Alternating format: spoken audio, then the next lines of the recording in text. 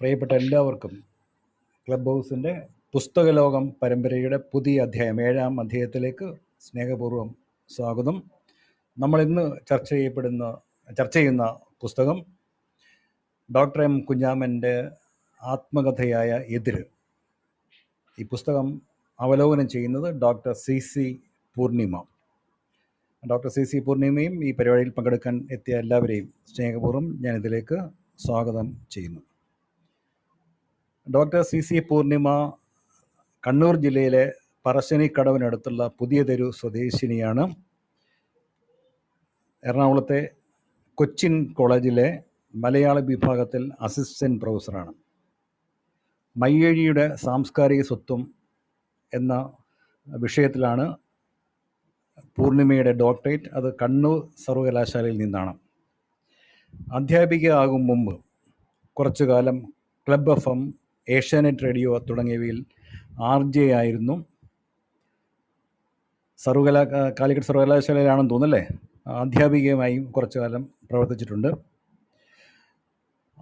വീണാവാദകയാണ്, നാടക കലാകാരിയാണ്, ഡബ്ബിംഗ് ആർട്ടിസ്റ്റാണ്. അങ്ങനെ വിവിധ മേഖലകളിൽ പ്രാഗൽഭ്യം തെളിയിച്ചിട്ടുണ്ട്. ഒട്ടേറെ പ്രസിദ്ധീകരണങ്ങളിൽ എഴുതുന്നുണ്ട്, പ്രഭാഷക, അങ്ങനെ എല്ലാ രംഗങ്ങളിലും സാഹിത്യ സാംസ്കാരിക മേഖലയിൽ സാന്നിധ്യം അറിയിച്ചിട്ടുള്ള പൂർണിമയാണ് ഈ പുസ്തകം വിലയിരുത്തുന്നത്. നമുക്കെല്ലാം അറിയാവുന്നതുപോലെ കേരളത്തിലെ ശ്രദ്ധേയനായ സാമ്പത്തിക സാമൂഹിക ശാസ്ത്രജ്ഞനായിരുന്നു ഡോക്ടർ എം കുഞ്ഞാമൻ. ഞാൻ കാര്യവട്ടത്ത് പഠിക്കുമ്പോൾ അദ്ദേഹം ഈ എക്കണോമിക്സ് ഡിപ്പാർട്ട്മെൻറ്റിൽ അവിടെ പ്രൊഫസറായിരുന്നു. അദ്ദേഹത്തെ നേരിട്ടന്ന് പരിചയപ്പെട്ടിട്ടില്ല. പാലക്കാട് വാടാനാംകുറിശ്ശിയിലെ വീടെന്ന അദ്ദേഹം ആത്മകഥയിൽ പറയുന്നില്ല, ഒരു ചാളയിലാണ് അദ്ദേഹം പിറന്നത്. അയ്യപ്പൻ്റെയും ചെറുവണ്ണയുടെയും മകനായി ജനിച്ച അദ്ദേഹത്തിൻ്റെ ദാരിദ്ര്യത്തിൻ്റെയും ജാതി വിവേചനത്തിൻ്റെയും ഒക്കെ ദുരിതപർവങ്ങൾ താണ്ടി ആണ് കേരളത്തിലെ ശ്രദ്ധേയനായ ചിന്തകനായി മാറിയത്. ആ വളർച്ച എങ്ങനെ എന്ന് അദ്ദേഹം ഹൃദയത്തിൻ്റെ ഭാഷയിൽ ഈ ആത്മകഥയിൽ എഴുതിയിട്ടുണ്ട്.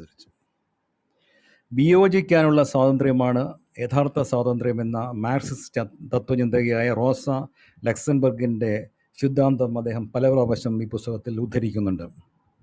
കാര്യം അദ്ദേഹത്തിൻ്റെ ജീവിതം തന്നെ നിരന്തരമായ പോരാട്ടമായിരുന്നുവെന്ന് ഈ പുസ്തകത്തിൻ്റെ താളുകൾ നമ്മെ ബോധ്യപ്പെടുത്തുന്നുണ്ട്.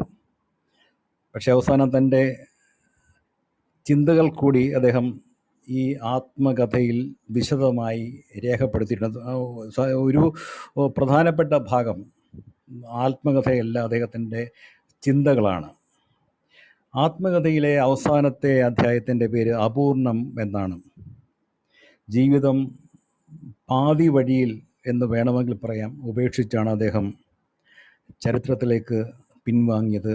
സ്വയം തിരഞ്ഞെടുത്ത പിൻവാങ്ങൽ. 2023 ഡിസംബർ 3-ാം തീയതിയായിരുന്നു അദ്ദേഹത്തിൻ്റെ അന്ത്യം. അദ്ദേഹത്തിൻ്റെ പുസ്തകങ്ങൾ നമ്മുടെ മുന്നിലുണ്ട്. കേരളത്തിൻ്റെ വികസന പ്രതിസന്ധി, ആദിവാസി സമ്പദ് വ്യവസ്ഥയുടെ വികസനം, ഇന്ത്യയിലെ സംസ്ഥാനതല ആസൂത്രണം, ആഗോളവൽക്കരണം ഒരു സബാൾട്ടേൺ വീക്ഷണം, സാമ്പത്തിക വികസനം, സാമൂഹിക മാറ്റം തുടങ്ങിയവ. UGC അംഗമായിരുന്നു. ടാറ്റ ഇൻസ്റ്റിറ്റ്യൂട്ട് ഓഫ് സോഷ്യൽ സയൻസിൽ പ്രൊഫസറായിരുന്നു ദീർഘകാലം. മഹാത്മാഗാന്ധി സർവകലാശാലയിലെ നെൽസൺ മണ്ടേല ചെയറിൽ അദ്ദേഹം പ്രൊഫസറായി സേവനം അനുഷ്ഠിച്ചിട്ടുണ്ട്. ആരുടെ മുഖത്തു നോക്കിയും പറയാനുള്ള കാര്യങ്ങൾ തുറന്നു പറയുന്ന സ്വഭാവക്കാരനായിരുന്നു അദ്ദേഹം. അദ്ദേഹത്തിൻ്റെ ആത്മകഥ നമ്മളിപ്പോൾ ചർച്ച ചെയ്യുന്നത്. കേരളത്തിൽ ദളിത് സമൂഹം വലിയ ജാതിപരമായ സ്വത്തുപരമായ ഭീഷണികൾ നേരിടുന്ന ഒരു സമയത്താണ്. അപ്പോൾ നമ്മൾ ഈ ആത്മകഥയിലേക്ക് കടക്കുകയാണ്. ഇത് വിലയിരുത്താൻ ഡോക്ടർ സി പൂർണിമയെ ക്ഷണിക്കുന്നു. എല്ലാവർക്കും നമസ്കാരം. കേൾക്കുന്നുണ്ടെന്ന് കരുതുന്നു. കേൾക്കുന്നു. ഓക്കെ. എതിര് ഞാനൊരു 1-2 വർഷം മുൻപ് വായിച്ച ഒരു പുസ്തകമാണ്. അതുകൊണ്ട് തന്നെ വളരെ ലളിതമായിട്ട് ഇന്നൊന്ന് ഓടിച്ചിട്ട് വായിച്ചിട്ട് ഈ ഒരു പുസ്തകം നിങ്ങളുടെ മുൻപിൽ അവതരിപ്പിക്കാം എന്നുള്ള ഒരു ആത്മവിശ്വാസമോ അഹങ്കാരമോ ഒക്കെ എനിക്കുണ്ടായിരുന്നു. പക്ഷെങ്കിൽ ഇന്നലെ ഞാൻ ഈ പുസ്തകം വീണ്ടും വായിക്കാൻ എടുത്തപ്പോഴാണ് അത് അത്ര എളുപ്പമല്ല. ഓടിച്ചിട്ട് വായിക്കുക എന്നുള്ളത് എതിര് എന്ന് പറയുന്ന പുസ്തകത്തെ സംബന്ധിച്ചിടത്തോളം ഒട്ടും എളുപ്പമുള്ള സംഗതിയല്ല എന്നും ഓരോ അധ്യായവും സൂക്ഷ്മമായി വായിക്കേണ്ടതുണ്ട് എന്നും അല്ലെങ്കിൽ ഒരു 1-2 വർഷം മുൻപേ വായിച്ചപ്പോ കിട്ടിയ ഒരു ചിന്തയല്ല എനിക്ക് വീണ്ടും ഒരു പുനർവായനയിൽ ഈ പുസ്തകം വായിച്ചപ്പോൾ കിട്ടിയത്. അത് മാത്രമല്ല അധിക വായന ഉണ്ടാകേണ്ടതിന്റെ ഈ പുസ്തകത്തിലപ്പുറത്തേക്ക് ഈ പുസ്തകത്തിൽ പറഞ്ഞിരിക്കുന്ന ആളുകളെ കുറച്ചുകൂടി ആഴത്തിൽ വായിക്കേണ്ടതിന്റെ ആവശ്യകതയെ കുറിച്ചു കൂടി ഒരു തോന്നൽ ഉണ്ടാക്കിക്കൊണ്ടാണ് പുസ്തകം അവസാനിക്കുന്നത്. പ്രദീപ് സാർ പറഞ്ഞതുപോലെ 18 അധ്യായങ്ങളായിട്ടാണ് ഈ പുസ്തകമുള്ളത്. എതിര് എന്ന നമുക്കൊക്കെ അറിയാം 2021 ആത്മകഥയ്ക്കുള്ള കേരള സാഹിത്യ അക്കാദമി അവാർഡ് ലഭിക്കുകയും എന്നാൽ അത് കുഞ്ഞാമന്റെ സ്വതസിദ്ധമായ സ്വഭാവ സവിശേഷതകൾ കൊണ്ട് അദ്ദേഹം ആ അവാർഡ് നിരസിക്കുകയും ഒക്കെ ചെയ്തിട്ടുള്ള ഒരു പുസ്തകം. അതുപോലെ KR നാരായണന് ശേഷം സാമ്പത്തിക ശാസ്ത്രത്തിൽ MAക്ക് 1ാം റാങ്ക് നേടിയ ദളിതനായി കേരളത്തിൽ അറിയപ്പെടുന്ന M കുഞ്ഞാമൻ തികഞ്ഞ ഒരു അധ്യാപകനും പണ്ഡിതനും എഴുത്തുകാരനും ഒക്കെയായ കുഞ്ഞാമന്റെ ആത്മകഥ ഒരു ആത്മകഥയുടെ സ്വഭാവമുള്ള ഒരു കൃതിയല്ല എന്ന് കാണാം. കാരണം ആത്മകഥ എന്നുള്ളത് നമുക്ക് എല്ലാവർക്കും അറിയാം. തന്റെ ജീവിത കഥ ഒരാൾ മറ്റുള്ളവരോട് പറയുകയാണ്. അങ്ങനെ ജീവിത കഥ എഴുതുമ്പോൾ അയാൾക്ക് മറ്റുള്ളവരിൽ നിന്ന് വ്യത്യസ്തമായിട്ടുള്ള ഒരു ജീവിതം ഉണ്ടാകണം. തീർച്ചയായും കുഞ്ഞാമന് മറ്റുള്ളവരിൽ നിന്ന് വ്യത്യസ്തമായിട്ടുള്ള ഒരു ജീവിതമുണ്ട്, അതിൽ നമുക്ക് തർക്കമൊന്നുമില്ല.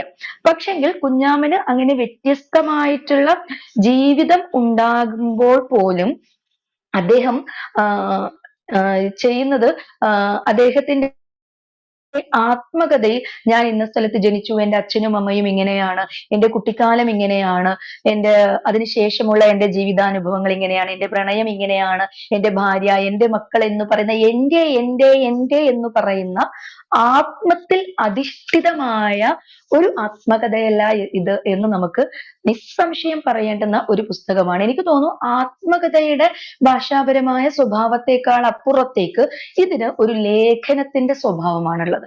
കാരണം ആഴത്തിലുള്ള തന്റെ ചിന്തകളെ, അദ്ദേഹം ഒരു ലേഖകനായതുകൊണ്ടായിരിക്കണം ഇമോഷണൽ ആയിട്ടുള്ള ഒരു ലാംഗ്വേജ് അല്ല, അല്ലെങ്കിൽ വൈകാരികമായ ഒരു ഭാഷയ്ക്കപ്പുറത്തേക്ക് ലേഖനത്തിന്റെ സ്വഭാവമുള്ള വിജ്ഞാനത്തിന്റെ ഒരു ഭാഷയാണ് ഈ പുസ്തകത്തിന് ഉള്ളത് എന്ന് നിസ്സംശയം നമുക്ക് പറയാൻ സാധിക്കും. അത് മാത്രമല്ല അദ്ദേഹത്തിന്റെ കൃതിയുടെ തുടക്കത്തിൽ പറയുന്നുണ്ട്, എനിക്ക് എന്റെ ആത്മവിശ്വാസമില്ലായ്മ എന്ന് പറഞ്ഞുകൊണ്ടാണ് ഈ കൃതിയിൽ അദ്ദേഹം എഴുതി തുടങ്ങുന്നത്. പക്ഷേ തികഞ്ഞ ഒരു ആത്മവിശ്വാസമുള്ള ഒരാൾക്ക് മാത്രമേ ഇത്തരം ഒരു ജീവിതം ജീവിക്കാൻ സാധിക്കുള്ളൂ എന്ന് ഈ പുസ്തകം വായിച്ചു കഴിഞ്ഞാൽ നമുക്ക് മനസ്സിലാകും. അദ്ദേഹത്തിന്റെ പുസ്തകത്തിന്റെ പേര് തന്നെ എതിര് എന്നാണ്. അതിന് ഒരു സബ് ടൈറ്റിൽ കൂടിയുണ്ട്, ചെറോണയുടെയും അയ്യപ്പന്റെയും മകന്റെ ജീവിത സമരം എന്നാണ്. ജീവിത കഥയല്ല, ജീവിത സമരമാണ്. ആ സമരം എന്നുള്ള വാക്ക് പോലും തികച്ചും പൊളിറ്റിക്കൽ ആണ്. കാര്യം ജീവിത കഥ എന്ന് പറയുമ്പോൾ നമുക്ക് എല്ലാവർക്കും പറയാവുന്ന ഒരു കഥ മാത്രമേ ഉണ്ടാവുള്ളൂ. സമരം എന്ന് പറയുമ്പോൾ ചെറോണയുടെയും അയ്യപ്പന്റെയും മകൻ എങ്ങനെയാണ് ജീവിതത്തെ സമരങ്ങളിലൂടെ നേടിയെടുത്തത് എന്നുകൂടി കുഞ്ഞാമൻ എന്ന പേരിനെ കുറിച്ച് അദ്ദേഹം പറയുന്നുണ്ട്. അന്നൊക്കെ ജന്മി കൊടുക്കുന്ന പേരായിരുന്നു. ഇന്ത്യ ഒരു ജനാധിപത്യ രാജ്യമാണെങ്കിൽ പോലും ഇവിടെ ഇന്നും ഒരു കുട്ടിയും സ്വന്തം ഇഷ്ടത്തിനല്ല അവന്റെ പേര് തിരഞ്ഞെടുക്കുന്നത്. എന്നാൽ അതിൽ നിന്നും അച്ഛനും അമ്മയും കൊടുക്കുന്ന പേരാണ്. അതിൽ നിന്നും വ്യത്യസ്തമായി ജന്മി നൽകിയ കുഞ്ഞാമൻ എന്നുള്ള പേരാണ് അദ്ദേഹം ഉപയോഗിച്ചത്.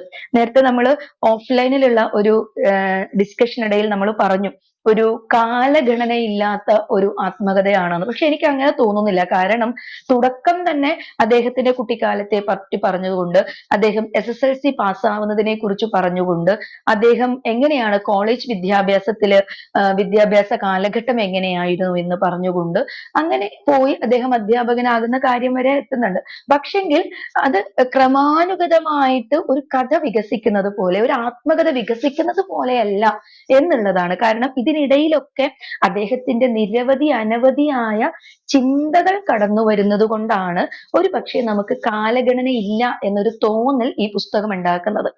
കാര്യം ഈ പുസ്തകത്തിന്റെ തുടക്കത്തിൽ തന്നെ എതിര് എന്നുള്ള ശീർഷകം തന്നെയുണ്ട്. അദ്ദേഹത്തിന്റെ ജീവിതം എന്ന് പറഞ്ഞു കഴിഞ്ഞാൽ എപ്പോഴും എതിരിട്ടുകൊണ്ട്, എതിരഭിപ്രായങ്ങൾ പറഞ്ഞുകൊണ്ട്, സമൂഹത്തിലെ കൊള്ളരുതായ്മകളെ കുറിച്ച് അല്ലെങ്കിൽ നമ്മൾ ഉത്തമ ചിന്തകർ എന്ന് വിചാരിക്കുന്ന ആളുകളുടെ ചിന്തകളെ എതിർത്തുകൊണ്ട്, അങ്ങനെ ജീവിതത്തിന്റെ തുടക്കം മുതൽ ഒരുപക്ഷെ സംസാരിച്ചു തുടങ്ങുന്ന കാലം മുതൽ അദ്ദേഹത്തിന്റെ അവസാന കാലഘട്ടം വരെ എതിര് പറഞ്ഞുകൊണ്ടേയിരുന്ന ഒരു മനുഷ്യന്റെ ആത്മകഥയ്ക്ക് അല്ലെങ്കിൽ അദ്ദേഹത്തിന്റെ ഓർമ്മകൾക്ക്, അദ്ദേഹത്തിന്റെ ചിന്തകൾക്ക് കൊടുക്കാൻ പറ്റുന്ന ഒരേ ഒരു പേര് എതിര് എന്നുള്ളത് തന്നെയാണ്. അതുപോലെ ജീവിതം സമരം തന്നെയാണ് എന്നുള്ളതും നമ്മൾ കണ്ടെത്തിയേ പറ്റൂ.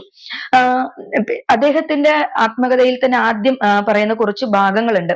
അധ്യാപകൻ പാണൻ എന്ന് വിളിച്ചപ്പോ ആ മാഷോട് പാണൻ എന്ന് വിളിക്കരുത് എന്നും എന്റെ ജാതി പേര് വിളിക്കരുത്, എന്നെ കുഞ്ഞാമൻ എന്ന് വിളിക്കണം എന്നും പറഞ്ഞപ്പോ നീയൊക്കെ കഞ്ഞി കുടിക്കാനല്ലേ സ്കൂളിൽ വരുന്നത് എന്ന് അധ്യാപകൻ ചോദിച്ചപ്പോ, എന്നാൽ ഇന്നു മുതൽ ഞാൻ കഞ്ഞി കുടിക്കുന്നില്ല എന്ന് തീരുമാനിക്കുകയും അവിടെ നിന്ന് പഠിക്കാൻ തീരുമാനിക്കുകയും ചെയ്തിടത്താണ് കുഞ്ഞാമൻ എന്ന് പറയുന്ന വ്യക്തിയുടെ ജീവിതം മാറി തുടങ്ങുന്നത്.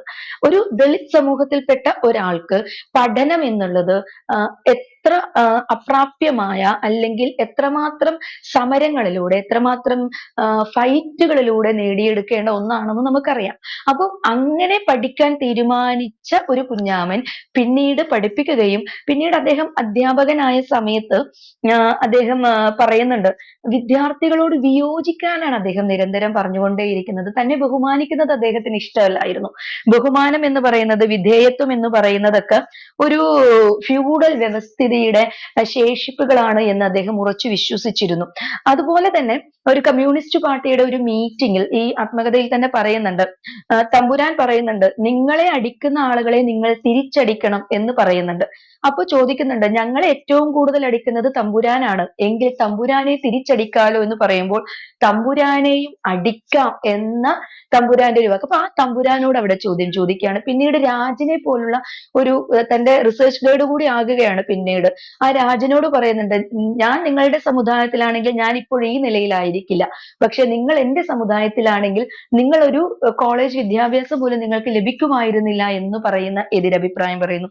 സുകുമാർ അഴീക്കോടിനോട് കാലിക്കറ്റ് യൂണിവേഴ്സിറ്റിയിലെ അധ്യാപക നിയമനത്തിൽ ഉണ്ടായ പ്രശ്നങ്ങളെ, കാരണം ജനറൽ മെറിറ്റിലുള്ള ആളുകൾക്കാണ് ഈ പോസ്റ്റ് കൊടുത്തിരിക്കുന്നത് എന്നും കുഞ്ഞാമൻ ഇന്റർവ്യൂവിൽ 1ാം സ്ഥാനത്തെത്തിയിട്ടും അദ്ദേഹം ജനറൽ വിഭാഗത്തിൽ പെടുന്നില്ല എന്ന ഒരൊറ്റ കാരണം കൊണ്ട് അദ്ദേഹത്തിന് പോസ്റ്റിംഗ് നിഷേധിച്ചപ്പോൾ സുകുമാർ അഴീക്കോടിനോട് ആ വിയോജിപ്പ് അറിയിക്കുകയാണ്. ഇങ്ങനെ അതുപോലെ AK ആന്റണിയോട് അദ്ദേഹം വിയോജിപ്പ് അറിയിക്കുന്നുണ്ട്, VS അച്യുതാനന്ദനോട് വിയോജിപ്പ് അറിയിക്കുന്നുണ്ട്, തോമസ് ഐസക്കിനോട് വിയോജിപ്പ് അറിയിക്കുന്നുണ്ട്. ഇങ്ങനെ തന്റെ ജീവിതകാലത്ത് എവിടെയൊക്കെ വിയോജിക്കണമോ അവിടെയൊക്കെ എതിരഭിപ്രായങ്ങൾ, വിയോജിപ്പുകൾ അറിയിച്ചുകൊണ്ടാണ് അദ്ദേഹം മുന്നോട്ട് പോകുന്നത്. 1949 കുഞ്ഞാമൻ ജനിക്കുന്നത്. നമ്മൾ കാണേണ്ട മറ്റൊരു കാര്യം എന്ന് പറഞ്ഞാൽ 1947 ഇന്ത്യ സ്വതന്ത്രയാവുകയാണ്. പക്ഷെങ്കിൽ ഇന്ത്യക്ക് സ്വാതന്ത്ര്യ സമര കാലത്ത് 2 പാരലൽ ആയിട്ടുള്ള സമരങ്ങളാണ് നടന്നത്. ഒന്ന്, ബ്രിട്ടീഷുകാർ ഇന്ത്യ വിട്ടു പോകുക എന്ന ഒരു സമരം. അതേ സമയത്ത് ഇന്ത്യക്കകത്ത് തന്നെ നിലനിന്നിരുന്ന ജാതീയതയ്ക്കെതിരെയുള്ള മറ്റൊരു സമരം. അപ്പൊ ഇന്ത്യ സ്വതന്ത്രയായിട്ടും ഇത്തരം ജാതീയമായ സമരങ്ങൾ, ഇത്തരം ജാതീയമായ വേർതിരിവുകൾ ഇവിടെ അവസാനിച്ചിരുന്നില്ല എന്നുള്ളത് കുഞ്ഞാമന്റെ ആത്മകഥയിലല്ല, അല്ലാതെ തന്നെ നമുക്കറിയാവുന്ന കാര്യമാണ്. എങ്കിലും കുഞ്ഞാമന്റെ ആത്മകഥയിൽ എത്തുമ്പോൾ അത് വളരെ വ്യക്തമായിട്ട് കാണാണ്. ഇപ്പൊ സ്കൂൾ വിദ്യാഭ്യാസ കാലത്ത് അധ്യാപകനോട് എതിര് പറഞ്ഞുകൊണ്ട് പഠിക്കാൻ തീരുമാനിച്ച കുഞ്ഞാമൻ പിന്നീട് കോളേജ് വിദ്യാഭ്യാസ കാലത്ത് എത്തുമ്പോഴേക്കും അതുവരെ ആ ഹരിജൻ ചെക്കൻ ഇല്ലേ എന്ന് ചോദിക്കുമ്പോൾ കോളേജിലേക്ക് എത്തിയപ്പോഴേക്കും ഹരിജൻ ചെക്കൻ എന്നുള്ളതിൽ നിന്ന് ഹരിജൻ കുട്ടി എന്ന, ചെക്കനിൽ നിന്ന് കുട്ടിയിലേക്കുള്ള ഒരു സ്ഥാനക്കയറ്റം കുഞ്ഞാമൻ കാണിക്കുന്നുണ്ട്.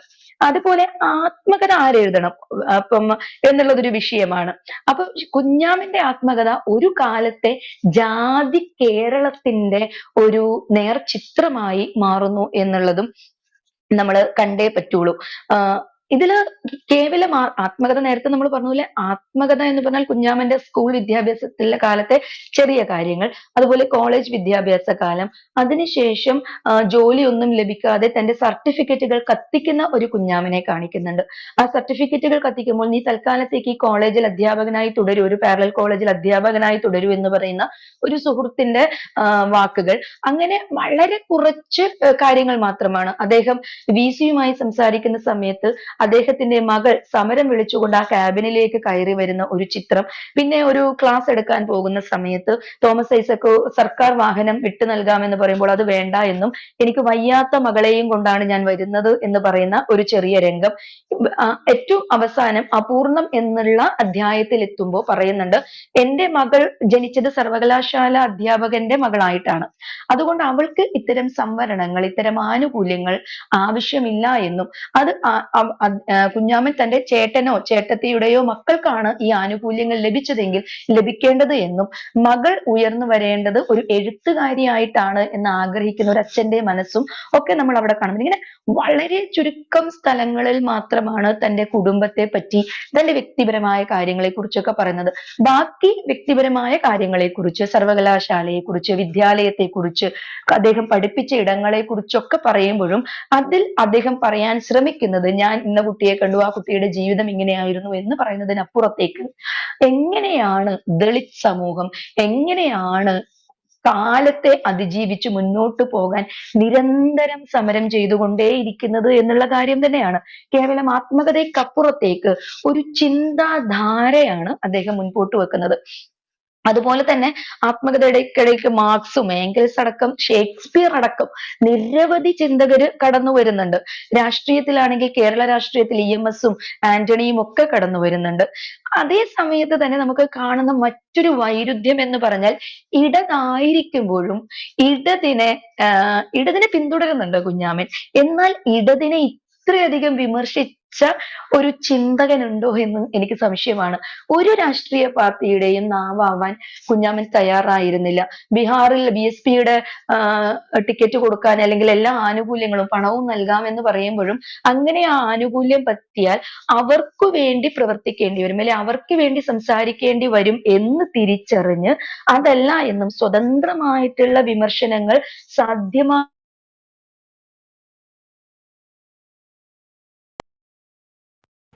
ഹലോ, ഒരു വ്യക്തി ഇന്ന് നമുക്ക് എനിക്കൊന്ന് ബ്രേക്ക് ആയി പൂർണിമ, ഒന്നും കൂടി റിപ്പീറ്റ് ചെയ്തു. എവിടെ വെച്ചാണ്? ലാസ്റ്റ് 2 ലൈൻ പോയി. സ്വതന്ത്രമായ നിലപാട്. ഞാൻ പറഞ്ഞത് ഇടത് രാഷ്ട്രീയത്തെ പിന്തുണയ്ക്കുന്നുണ്ടെങ്കിലും പിന്തുടരുന്നുണ്ടെങ്കിലും അതിനെ വിമർശിക്കുകയും ചെയ്യുന്ന അദ്ദേഹം തന്നെ സർവകലാശാലകളിലും കോളേജിലും ഒക്കെ എത്തുമ്പോൾ തന്റെ വ്യക്തിപരമായ കാര്യങ്ങൾക്കപ്പുറത്തേക്ക് ദളിത് ചിന്താധാരയാണ് മുന്നോട്ട് വയ്ക്കുന്നത് എന്നും, ഒരു രാഷ്ട്രീയ പാർട്ടിയുടെയും നാവാവാതെ BSP പോലുള്ള രാഷ്ട്രീയ പാർട്ടികൾ അദ്ദേഹത്തെ ക്ഷണിക്കുന്നുണ്ട്, എല്ലാ ആനുകൂല്യങ്ങളും നൽകാമെന്ന് പറഞ്ഞുകൊണ്ട് ക്ഷണിക്കുമ്പോഴും അങ്ങനെ ഒരു രാഷ്ട്രീയ പാർട്ടിയുടെ വക്താവായി കഴിഞ്ഞാൽ, അത് അവരുടെ ആനുകൂല്യം പറ്റിക്കഴിഞ്ഞാൽ പിന്നീട് അവരുടെ നാവാവേണ്ടി വരുമെന്നും, സ്വതന്ത്രമായ വിമർശനം സാധ്യമാകില്ല എന്നും അദ്ദേഹം തിരിച്ചറിയുകയും ഇത്തരം യാതൊരു തര പ്രിവിലേജുകളും അദ്ദേഹം എടുക്കുന്നില്ല എന്നുള്ളത് നമ്മൾ ശ്രദ്ധിക്കേണ്ടതാണ്. ഇനി വിധേയത്വം, ബഹുമാനം എന്നുള്ള കുറെ വാക്കുകൾ നമ്മൾ ഒരിക്കലും എനിക്ക് വളരെ രസകരമായി തോന്നിയത്, അല്ലെങ്കിൽ എന്റെ ചിന്തയെ ഉദ്ദീപിപ്പിച്ച കുറെ കാര്യങ്ങൾ, വിധേയത്വം, ബഹുമാനം എന്നുള്ളത്, വിധേയത്വം എന്നുള്ളത്, അതുപോലെ നമ്മുടെ ഇന്നും കേരള രാഷ്ട്രീയത്തില് എല്ലാവരും പറയുന്നത് അച്ചടക്കമുള്ള ഒരു പാർട്ടി പ്രവർത്തകനാണ് എന്നാണ്. ഈ അച്ചടക്കമുള്ള പാർട്ടി പ്രവർത്തകൻ എങ്ങനെ ഉണ്ടാകുന്നു? അച്ചടക്കമുള്ള പാർട്ടി പ്രവർത്തകനാകണമെങ്കിൽ പാർട്ടിയിൽ നടക്കുന്ന കൊള്ളരുതായ്മകളെ ചോദ്യം ചെയ്യാതിരിക്കേണ്ടതുണ്ട് എന്ന് അദ്ദേഹം തിരിച്ചറിയുകയാണ്. അപ്പൊ അത്തരം കാര്യങ്ങൾ നമ്മൾ ഇത്രയും കാലം അച്ചടക്കമുള്ള പാർട്ടി പ്രവർത്തകൻ എന്നൊക്കെ പറയുന്നത് എന്തോ ഉന്നതമായ സംഗതിയാണ് എന്ന് വിചാരിക്കുന്ന ഇതിന്റെ ഒരു പൊളിച്ചെഴുത്ത്, നമ്മുടെ പല ചിന്തകളുടെയും ഒരു പൊളിച്ചെഴുത്ത് കുഞ്ഞാമ്മന്റെ ആത്മകഥ വായിക്കുമ്പോൾ നമുക്ക് മനസ്സിലാകുന്നുണ്ട്. ഇതുപോലെ തിരഞ്ഞെടുപ്പിനെ കുറിച്ച് പറയുന്ന ഒരു ഇടമുണ്ട്. ഇന്ത്യ ഒരു ജനാധിപത്യ രാജ്യമാണ്, നമ്മളാണ് നമ്മുടെ ഭരണാധികാരികളെ തിരഞ്ഞെടുക്കുന്നത് എന്നൊക്കെയുള്ള ഒരു മിഥ്യാധാരണയിൽ ഒരു മൂഢസ്വർഗത്തിലൊക്കെ ജീവിക്കുന്ന ആളുകളാണ് നമ്മൾ. പക്ഷെങ്കിൽ കുഞ്ഞാമ്മൻ പറയുന്ന വളരെ രസകരമായിട്ടുള്ള, എന്നാൽ നമ്മുടെ ചിന്തിക്കേണ്ട ഒരു വസ്തുത, പാർട്ടികൾ ആളുകളെ തിരഞ്ഞെടുക്കുകയാണ്. ഈ രണ്ടോ മൂന്നോ പേരിൽ നിന്നാണ് നമ്മൾക്ക് തിരഞ്ഞെടുക്കാനുള്ള സ്വാതന്ത്ര്യമുള്ളൂ. പിന്നെ ഒരു പ്രക്രിയ ആകുമ്പോൾ ഇത്തരം ഒരു സിസ്റ്റം ഫോളോ ചെയ്യേണ്ടി വരും. എന്നിരുന്നാൽ പോലും നമ്മളാണ് പരമാധികാരികൾ, ജനങ്ങളാണ് പരമാധികാരികൾ എന്ന് പറയുമ്പോഴും ജനങ്ങൾക്ക് പരമാധികാരം സാധ്യമല്ല എന്നും ജനങ്ങൾക്ക് പാർട്ടിക്കാർ തരുന്ന രണ്ടോ മൂന്നോ പേരിൽ നിന്ന് തിരഞ്ഞെടുക്കാനുള്ള അധികാരം മാത്രമേ ഉള്ളൂ എന്ന ഒരു ചിന്ത നമുക്ക് കുഞ്ഞാമ്മൻ തരികയാണ്. ഇതുപോലെ തന്നെയാണ് എങ്ങനെയാണ് അധികാര വർഗം ജനങ്ങളെ പേടിപ്പിച്ചു നിർത്തുന്നത് എന്ന് പറയുന്ന ഒരു രംഗമുണ്ട്. അദ്ദേഹം പറയുന്നുണ്ട്, കടുവയെയും സിംഹത്തെയും നേരിടുന്ന ഒരു ആദിവാസി ഗവൺമെന്റ് ഉദ്യോഗസ്ഥരുടെ മുൻപിൽ എത്തുമ്പോൾ ഓച്ചാനിച്ചു നിൽക്കാറുണ്ട് എന്ന്. കാരണം എങ്ങനെയാണ് ബ്യൂറോക്രസി സാധാരണക്കാരെ, ദളിതരെ, ആദിവാസികളെ ഒക്കെ പേടിപ്പിച്ച് കാലങ്ങളോളം മുൻപോട്ട് പോകുന്നത് എന്നതിന് ഉത്തമ ഉദാഹരണമാണ്. അദ്ദേഹം പറയുന്ന മറ്റൊരു പ്രധാനപ്പെട്ട കാര്യം, മനുഷ്യ ശരീരത്തിലെ പ്രധാനപ്പെട്ട അവയവം തലച്ചോറല്ല എന്നാണ്, അത് വയറാണ് എന്നാണ്. അദ്ദേഹത്തിന്റെ തന്നെ കഥയിൽ പറയുന്നുണ്ട്, ജന്മിയുടെ വീട്ടിൽ കഞ്ഞി കുടിക്കാൻ ചെന്നപ്പോ മുറ്റത്ത് കുഴികുത്തി കഞ്ഞി കൊടുക്കുന്ന സമയത്ത് പട്ടിയും കഞ്ഞി കുടിക്കാൻ വരികയാണ്. പിന്നീട് പട്ടിയും ഇദ്ദേഹവുമാണ് യുദ്ധം ചെയ്യുന്നത് അല്ലെങ്കിൽ സമരം ചെയ്യുന്നത്. അപ്പൊ പട്ടിയും ഞാനും ഒരുപോലെയാണ്, ഒരേ തുറയിൽപ്പെട്ടവരാണ് എന്ന് തോന്നുന്ന ഒരു രംഗം ശരിക്കും നമുക്ക് കഥകളിൽ വായിച്ചിരിക്കുന്ന അല്ലെങ്കിൽ കേൾവി മാത്രമായി തോന്നുന്ന സംഗതികൾ നമ്മുടെ കേരളത്തിൽ അതിവിദൂരമല്ലാത്ത ഒരു കാലത്ത് പോലും നടന്നിരുന്നു എന്നുള്ള ഒരു തിരിച്ചറിവ് ഇദ്ദേഹത്തിന്റെ ആത്മകഥയിലൂടെ നമുക്ക് കിട്ടുകയാണ്. അതുപോലെ തന്നെ അദ്ദേഹം ചിന്തയെ ഉദ്ദീപിപ്പിച്ച മറ്റൊരു ഇടമായിട്ട് എനിക്ക് തോന്നിയത്, മുതലാളിത്തം ഒരുപാട് സാധ്യതകൾ തുറന്നു തരുമെന്ന് അദ്ദേഹം പറയുന്നത്. നമ്മൾ മുതലാളിത്തത്തെ ഏറ്റവും മോശപ്പെട്ട സംഗതിയായിട്ടാണ് കണ്ടിരുന്നത്.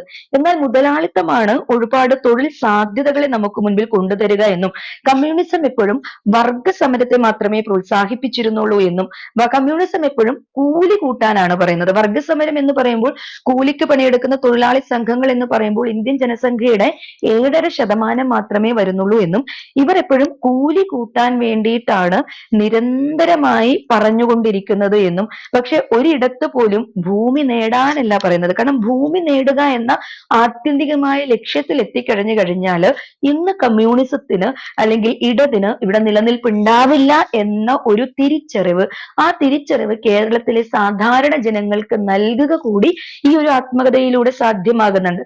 അതുപോലെ തന്നെ ജാതി വ്യവസ്ഥയും ജാതിയും രണ്ടാണ് എന്ന് വളരെ കൃത്യമായി അദ്ദേഹം പറയുന്നുണ്ട്. കാരണം ഇന്ന് ഇന്ത്യയിൽ നിലനിൽക്കുന്നത് ജാതി വ്യവസ്ഥയല്ല എന്നും ജാതിയാണ് എന്നും ജാതി വെച്ച് വ്യക്തികളെ അധിക്ഷേപിക്കുകയാണ് ചെയ്യുന്നത് എന്നുമുള്ള കൃത്യമായ ഒരു ചിന്തയും അദ്ദേഹം പറയുന്നുണ്ട്. ശരിക്കും ഞാൻ നേരത്തെ പറഞ്ഞു, ഇത് ആത്മകഥയേക്കാൾ ഗൗരവമുള്ള ഒരു ലേഖന സ്വഭാവമാണെന്ന്. അപ്പൊ ഈ കഴിഞ്ഞ ദിവസങ്ങളിലൊക്കെ നമ്മൾ വാട്സാപ്പിലൊക്കെ സ്റ്റേറ്റസ് ആയിട്ട് അംബേദ്കറിനെ എല്ലാവരും അംബേദ്കർ ജയന്തി എന്ന് പറഞ്ഞിട്ട് അംബേദ്കറിനെ ഇങ്ങനെ കൊണ്ടുപോകുന്ന കാണാം. അംബേദ്കറെ ഒക്കെ ഈ അടുത്താണ് കേരള സമൂഹം ഇത്രയും ഗ്ലോറിഫൈ ചെയ്യാൻ തുടങ്ങി. അംബേദ്കർ മോശപ്പെട്ട മനുഷ്യനായത് കൊണ്ടല്ല അത്, മറിച്ച് അംബേദ്കറിനെ ഇത്രയും ഗ്ലോറിഫൈ ചെയ്യുന്നത് കമ്മ്യൂണിസം അടക്കമുള്ള അല്ലെങ്കിൽ ഒരു ഉയർന്ന ചിന്താഗതി ഉണ്ടാകണമെങ്കിൽ ഇതൊക്കെ നമ്മൾ ചേർത്ത് പിടിക്കുന്നുണ്ട് എന്ന് കാണിക്കേണ്ട ഒരു ആവശ്യകതയുണ്ട്. കമ്മ്യൂണിസം പലപ്പോഴും ഈ കേരളത്തിൽ ചെയ്തിരിക്കുന്നത് സ്ത്രീപക്ഷമാണ്, ദളിത് പക്ഷമാണ് എന്ന് പറയുന്നതോടൊപ്പം തന്നെ ഇതിനൊക്കെ എതിരായിട്ടുള്ള ചില കാര്യങ്ങൾ കമ്മ്യൂണിസത്തിൽ നടക്കുന്നുണ്ട് എന്ന് കുഞ്ഞമ്മൻ യാതൊരു ഭയവുമില്ലാതെ പറയുന്നുണ്ട്. ദളിത് പക്ഷത്താണ് എന്ന് പറഞ്ഞു കഴിഞ്ഞു കഴിഞ്ഞാൽ പിന്നെ ആർക്കും അവിടെ എതിർപ്പുണ്ടാവില്ല. എന്നാൽ ദളിതിന് വേണ്ടി നിങ്ങൾ എന്ത് ചെയ്തു എന്ന ഒരു ചോദ്യം പലപ്പോഴും നമ്മുടെ സമൂഹത്തിൽ നിന്ന് ഉണ്ടാവാറില്ല. അതുകൊണ്ടാണ് കമ്മ്യൂണിസ്റ്റ് പാർട്ടിയുടെ നേതൃനിരയിൽ ഇപ്പോഴും ഒരു ദളിതൻ വന്നിട്ടില്ല എന്നും ഇപ്പോഴും കേരളത്തിന് ഒരു വനിതാ മുഖ്യമന്ത്രി ഉണ്ടായിട്ടില്ല എന്നും ഒക്കെയുള്ള യാഥാർത്ഥ്യം അവിടെ നിലനിൽക്കുന്നുണ്ട്. അപ്പൊ കമ്മ്യൂണിസം ദളിത് പക്ഷത്താണ്, സ്ത്രീപക്ഷത്താണ് എന്ന് പറയുക അതൊരു പുരോഗമനപരമായ ആശയം എന്നുള്ള നിലയിലാണ്. എന്നാൽ ഇത് പറച്ചിൽ മാത്രമാണ് എന്നും കമ്മ്യൂണിസ്റ്റ് പാർട്ടി അത്തരത്തിൽ കേരളത്തിൽ പ്രവർത്തിച്ചിട്ടില്ല എന്ന ഒരു ചിന്താധാരയും കുഞ്ഞാമൻ മുൻപോട്ട് വെക്കുന്നുണ്ട്. ഇടതായിരിക്കുമ്പോൾ തന്നെ ഇടതിനെ വിമർശിക്കുന്നത് ഇത്തരത്തിലൊക്കെയാണ്.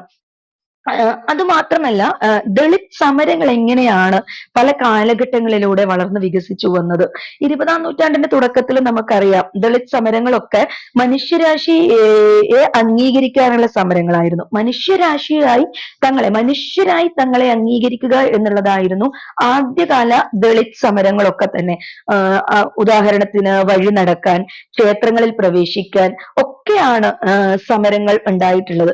എന്നാൽ ഇന്ന് ആ സമരങ്ങളുടെ സ്വഭാവം മാറിയിരിക്കുന്നു എന്നും ഇന്ന് ദളിത് സമൂഹത്തിന്റെ സമരങ്ങൾ വരുന്നത് തുല്യതയ്ക്ക് വേണ്ടിയിട്ടുള്ളതാണ് എന്നും അദ്ദേഹം പറയുന്നുണ്ട്. ഇത് മാത്രമൊന്നുമല്ല കേട്ടോ, ഒരുപാട് മറ്റ് ദൈക്ഷണികമായിട്ടുള്ള ഒരുപാട് മണ്ഡലങ്ങളിലേക്ക് കുഞ്ഞാമൻ നമ്മുടെ ശ്രദ്ധ, അത് ക്ഷേത്രങ്ങളെ കുറിച്ചായിക്കോട്ടെ, ആരാധനാലയങ്ങളെ കുറിച്ചായിക്കോട്ടെ, മതങ്ങളെ ആയിക്കോട്ടെ ഒക്കെ നിശിതമായി വിമർശിക്കുന്നുണ്ട്. ഏറ്റവും വലിയ ഓപ്പൺനെസ് ഉണ്ട് എന്ന് പറയുന്ന ഹിന്ദു മതത്തിൽ യാതൊരുവിധ സ്വാതന്ത്ര്യവും ഇല്ല എന്നും കുറെ കൂടി സ്വാതന്ത്ര്യം ക്രിസ്ത്യാനിറ്റിയിലാണ് എന്നും അദ്ദേഹം പറഞ്ഞു വെക്കുന്നുണ്ട്. കാരണം പള്ളിയിൽ പലപ്പോഴും ഇത്തരം സംഘടിതമായിട്ടുള്ള ശ്രമങ്ങൾ ഉണ്ടാവുന്നില്ലെങ്കിലും ഒരു കന്യാസ്ത്രീക്ക് ഉള്ള സ്വാതന്ത്ര്യം പോലും ഇടതു പാർട്ടിയിലെ ഒരു വനിതാ MLA-ക്ക് ഇല്ല എന്ന, ശരിക്കു പറഞ്ഞു കഴിഞ്ഞാൽ ഇന്നാണ് ഇത് വളരെ ചർച്ച ചെയ്യപ്പെട്ടത്.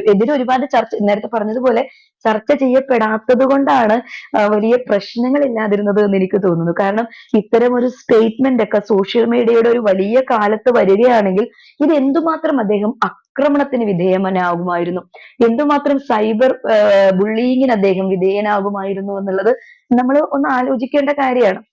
ഏറ്റവും സമകാലികമായിട്ടുള്ള മധുവിന്റെ പ്രശ്നങ്ങൾ, അട്ടപ്പാടിയിലെ മധു എന്ന യുവാവിനെ കൊന്ന ഒരു പ്രശ്നത്തേക്ക് അദ്ദേഹം ചെല്ലുമ്പോൾ മധുവിനോട് നമ്മൾ തുല്യതയാണോ വേണ്ടത്, ഭക്ഷണമാണോ വേണ്ടത് എന്ന് ചോദിച്ചാൽ തീർച്ചയായും മധു ഭക്ഷണമാണ് വേണ്ടതെന്ന് പറയുന്ന, നിസ്സംശയം പറയുന്ന ഒരു കുഞ്ഞാമനെ നമുക്ക് കാണാം.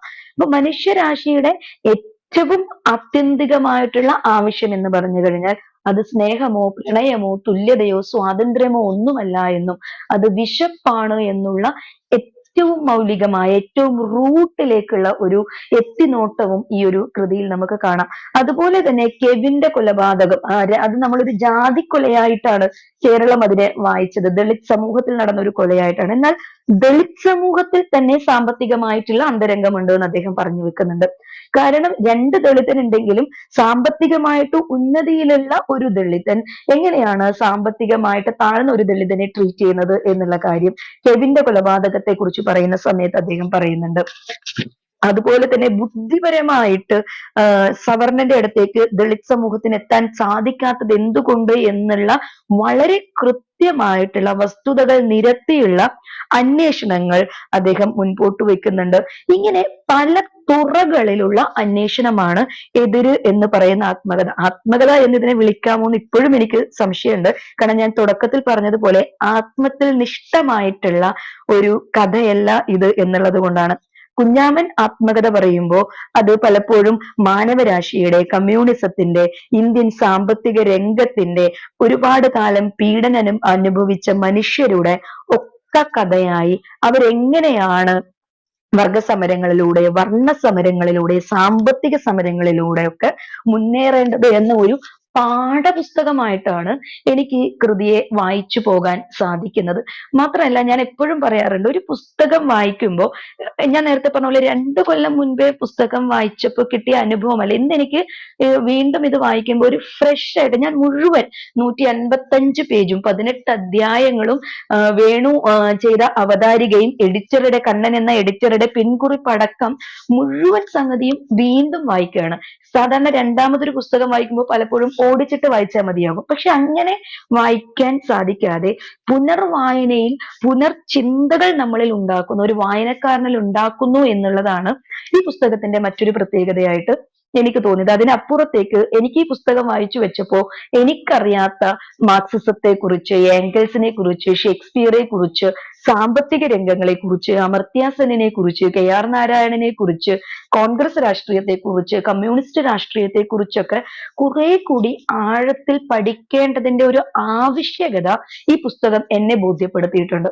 അപ്പോൾ ആ ആവശ്യകത എന്നെ ബോധ്യപ്പെടുത്തുന്നു എന്ന് പറയുന്നത്, ഒരു പുസ്തകം വായിക്കുമ്പോൾ ഇനി ഒരു 100,000 പുസ്തകം വായിച്ചാൽ മാത്രമേ ഇദ്ദേഹം ഈ പുസ്തകത്തിൽ പറഞ്ഞ പല കാര്യങ്ങൾക്കുമുള്ള ഉത്തരം എനിക്ക് കിട്ടൂ. അപ്പോൾ ഒരു വായനക്കാരനെ നിരന്തരം നിരന്തരം വായിപ്പിക്കാൻ മറ്റു പുസ്തകങ്ങളിലേക്ക് കൂടി മറ്റ് ചിന്തകളിലേക്ക് കൂടി കടത്തി വിടുന്നതായിരിക്കണം ഒരു യഥാർത്ഥ പുസ്തകം എന്ന് ഞാൻ വിശ്വസിക്കുന്നത് കൊണ്ട് തന്നെ എന്നെ സംബന്ധിച്ചിടത്തോളം ഇതൊരു ഗംഭീരമായ പുസ്തകമാണ്. ഒരു ആത്മകഥയ്ക്കപ്പുറത്തേക്ക് ഗംഭീരമായ ചിന്തകളാണ് എന്ന് മാത്രം പറഞ്ഞുകൊണ്ട് ഈ പുസ്തകത്തെ അവതരിപ്പിച്ച് നിർത്തുകയാണ്. കാരണം എനിക്ക് തോന്നുന്നു ഒരു അരമണിക്കൂറിനടുത്ത് ആയിട്ടുണ്ട്. നമ്മൾ ചർച്ചയിൽ കൂടുതൽ കാര്യങ്ങൾ പറയാം. നന്ദി പൂർണിമ. ഗംഭീരമായി കാര്യങ്ങൾ എല്ലാ തലത്തിലും ഈ പുസ്തകത്തിൻ്റെ അല്ലേ അതിൻ്റെ ഒരു ഭാഷ്യം പൂർണിമ നൽകിയിട്ടുണ്ട്. വളരെ സന്തോഷം. ജോർജ് കുട്ടി എത്തിയിട്ടുണ്ട്. ജോർജ് കുട്ടിയും ഇതിൽ ചർച്ചയിൽ പങ്കെടുക്കണം എന്ന് അഭ്യർത്ഥിക്കുന്നു. ഡോക്ടർ എം കുഞ്ഞാമൻ EMSനെ കോട്ട് ചെയ്യുന്നൊരു രംഗം ഇതിലുണ്ട് അല്ലേ? അത് EMS പറഞ്ഞു അത്രേ, എന്നെ വിമർശിക്കണം, വിമർശിക്കപ്പെടാതിരിക്കാൻ ഞാൻ ദൈവമല്ല എന്ന് അദ്ദേഹം AKG സെൻറ്ററിൽ വെച്ച് കുഞ്ഞാമനോട് പറഞ്ഞു. പക്ഷെ കുഞ്ഞാമൻ പറയുന്നത് ഭരണാധികാരികളെയും ആൾ ദൈവങ്ങളെയും വിമർശിക്കാനാവില്ല. അതിൽ അദ്ദേഹത്തിൻ്റെ മുന്നിൽ അനുഭവങ്ങളുണ്ട്. ഇതിൽ പറയുന്ന ഒരു കാര്യം, അദ്ദേഹം ഘാട്ട് കരാറിനെ അനുകൂലിച്ചുകൊണ്ട് അന്നത്തെ ഉപരാഷ്ട്രപതി KR നാരായണൻ തിരുവനന്തപുരത്തെ ഒരു വേദിയിൽ സംസാരിച്ചപ്പോൾ അതേ വേദിയിൽ KR നാരായണൻ്റെ പ്രസ്താവനയെ വിമർശിക്കാൻ അദ്ദേഹം ധൈര്യം കാട്ടി. പക്ഷേ അത് പലർക്കും ഇഷ്ടപ്പെട്ടില്ല. വേദി കയ്യേറി ഇദ്ദേഹത്തെ അവിടെ നിന്ന് തള്ളി പുറത്താക്കി. അദ്ദേഹത്തെ പിന്നെ സംരക്ഷണയിൽ പുറത്തേക്ക് കൊണ്ടുപോകേണ്ടി വന്നൊരു സന്ദർഭത്തെക്കുറിച്ച് അദ്ദേഹം പറയുന്നുണ്ട്. പക്ഷേ അദ്ദേഹം അതൊന്നും ഒരു കാലത്തും കണക്കാക്കിയിട്ടില്ല. പറയാനുള്ള കാര്യങ്ങൾ വളരെ ഉച്ചത്തിൽ പറയേണ്ടവരോട് അതേ സമയത്ത് ചോദിച്ചു പോകുക എന്ന് മോഹൻലാലിൻ്റെ ഒരു സിനിമയിൽ പറഞ്ഞ പോലെ ചോദിച്ചു ജീവിതത്തിൻ്റെ അവസാനം വരെയും പോയിട്ടുള്ള ആളാണ് അദ്ദേഹം. ഈ അടുത്ത കാലത്ത് ഒരു രാഷ്ട്രീയ നേതാവ് മതമാണ് പ്രശ്നം എന്ന് പറയുന്നതിന് പകരം ഇദ്ദേഹം കേരളത്തിലെ ദളിത് സമൂഹത്തിൻ്റെ അടിസ്ഥാന പ്രശ്നം ഭൂമിയാണ് എന്ന് ആദ്യം മുതൽ അവസാനം വരെ അദ്ദേഹത്തിൻ്റെ ചിന്തകളിൽ വ്യക്തമാക്കിയിട്ടുണ്ട്. അത് പൊതുസമൂഹം ഇപ്പോഴും ചർച്ച ചെയ്യാത്ത, അംഗീകരിക്കാത്ത സംഭവങ്ങളാണ്. ക്ഷേമ പ്രവർത്തനങ്ങൾ ഊന്നിയാണ് കേരളത്തിലെ പതിത സമൂഹത്തെ മുന്നോട്ട് കൊണ്ടുവരാൻ പ്രമുഖ രാഷ്ട്രീയ പാർട്ടികളൊക്കെ ശ്രമിക്കുന്നത്. പക്ഷേ ദളിത് സംഘടനകൾ, മുത്തങ്ങ സമരം പോലെയുള്ള അതിനുശേഷമുള്ള സമരങ്ങളൊക്കെ കൃഷി ചെയ്ത് ജീവിക്കാനുള്ള ഭൂമിക്ക് വേണ്ടിയായിരുന്നു. ഭൂമി ഒരു നിക്ഷേപമാണ്. ബാക്കിയുള്ളവർക്ക് കേരളത്തിലെ ഏറ്റവും വലിയ സാമൂഹിക മാറ്റത്തിന് തുടക്കം കുറിച്ച് എന്ന് അവകാശപ്പെടുന്ന 57 ഭൂപരിഷ്കരണ നിയമം കേരളത്തിൽ യഥാർത്ഥ കർഷകന്, ഭൂമിയിൽ പണി ചെയ്യുന്ന അധ്വാനിക്കുന്നവർക്ക് ഭൂമി നൽകാൻ പരാജയപ്പെട്ടു എന്ന് അദ്ദേഹം വ്യക്തമായി ഇതിൽ പറയുന്നുണ്ട്. കേരളത്തിലെ അടിസ്ഥാന ജനവിഭാഗങ്ങളുടെ ഈ പിന്നാക്കാവസ്ഥയ്ക്ക് മുഖ്യ കാരണം ഭൂമിയില്ലായ്മയാണ് എന്നാണ് അദ്ദേഹത്തിൻ്റെ വ്യക്തമായിട്ടുള്ള അഭിപ്രായം വെച്ചു. പിന്നെ എന്നെ ആകർഷിച്ചിട്ടുള്ള കൗതുകകരമായ കാര്യം, സാമ്പത്തിക പരിഷ്കാരം വന്നതിന് ശേഷം അതൊരു എന്താണ് പറയുന്നത്, മതേതരമായ ഒരു വിപണി ഇന്ത്യയിലുണ്ടായിട്ടുണ്ട്, ലോകമെമ്പാടും. അതാണ് ഉൽപ്പാദകൻ്റെ വ്യക്തിപരമായ ഒരു പദവി അതിൽ ഘടകമല്ല, ഉൽപ്പന്നം മാത്രമാണ് അതിൽ മുഖ്യ ഘടകം എന്ന് അദ്ദേഹം നിരീക്ഷിക്കുന്നുണ്ട്. അത് നല്ല കഴിവുള്ളവർക്ക് അവസരങ്ങൾ കിട്ടും. ദളിത് സമൂഹത്തിൻ്റെ അടുത്ത കാലത്തെ ഉന്നതിക്ക് ഈ പുതിയ സാമ്പത്തിക നയം പങ്കുവഹിച്ചിട്ടുണ്ട് എന്ന് അദ്ദേഹത്തിൻ്റെ വീക്ഷണം. പൂർണിമ പറയുന്ന പോലെ ഇപ്പോഴത്തെ ഒരു സോഷ്യൽ മീഡിയയിലൊക്കെ അദ്ദേഹം ഇപ്പോൾ എഴുതിയിരുന്നുവെങ്കിൽ അത് വ്യാപകമായി ചർച്ച ചെയ്യപ്പെടുമായിരുന്നു. അപ്പം അങ്ങനെ ഇനി വരുന്ന കാലത്തും വളരെ ഗൗരവതരമായ ചർച്ച അർഹിക്കുന്ന ഒട്ടേറെ മൗലികമായ നിരീക്ഷണങ്ങൾ അദ്ദേഹം നടത്തിയിട്ടുണ്ട്. ജോർജ് കുട്ടി എത്തിയിട്ടുണ്ട് അല്ലേ? ജോർജ് കുട്ടി അദ്ദേഹത്തോട് നിരന്തരമായി സംവേദിച്ചിട്ടുള്ള കാര്യവട്ടം ക്യാമ്പസിൽ വെച്ച് ഒരാളാണ്. ജോർജ് കുട്ടി സംസാരിക്കട്ടെ. ബാക്കി മൈക്ക് ഓൺ ചെയ്യും. ജോർജ് കുട്ടി മൈക്ക് ഓഫാണ്. മൈക്ക് ഓൺ ചെയ്യും. മൈക്കിന്റെ ഐക്കൺ ഇപ്പൊ ലെഫ്റ്റ് സൈഡിലാണ്. മൈക്കിന്റെ ഐക്കൺ ലെഫ്റ്റ് സൈഡിൽ താഴെ.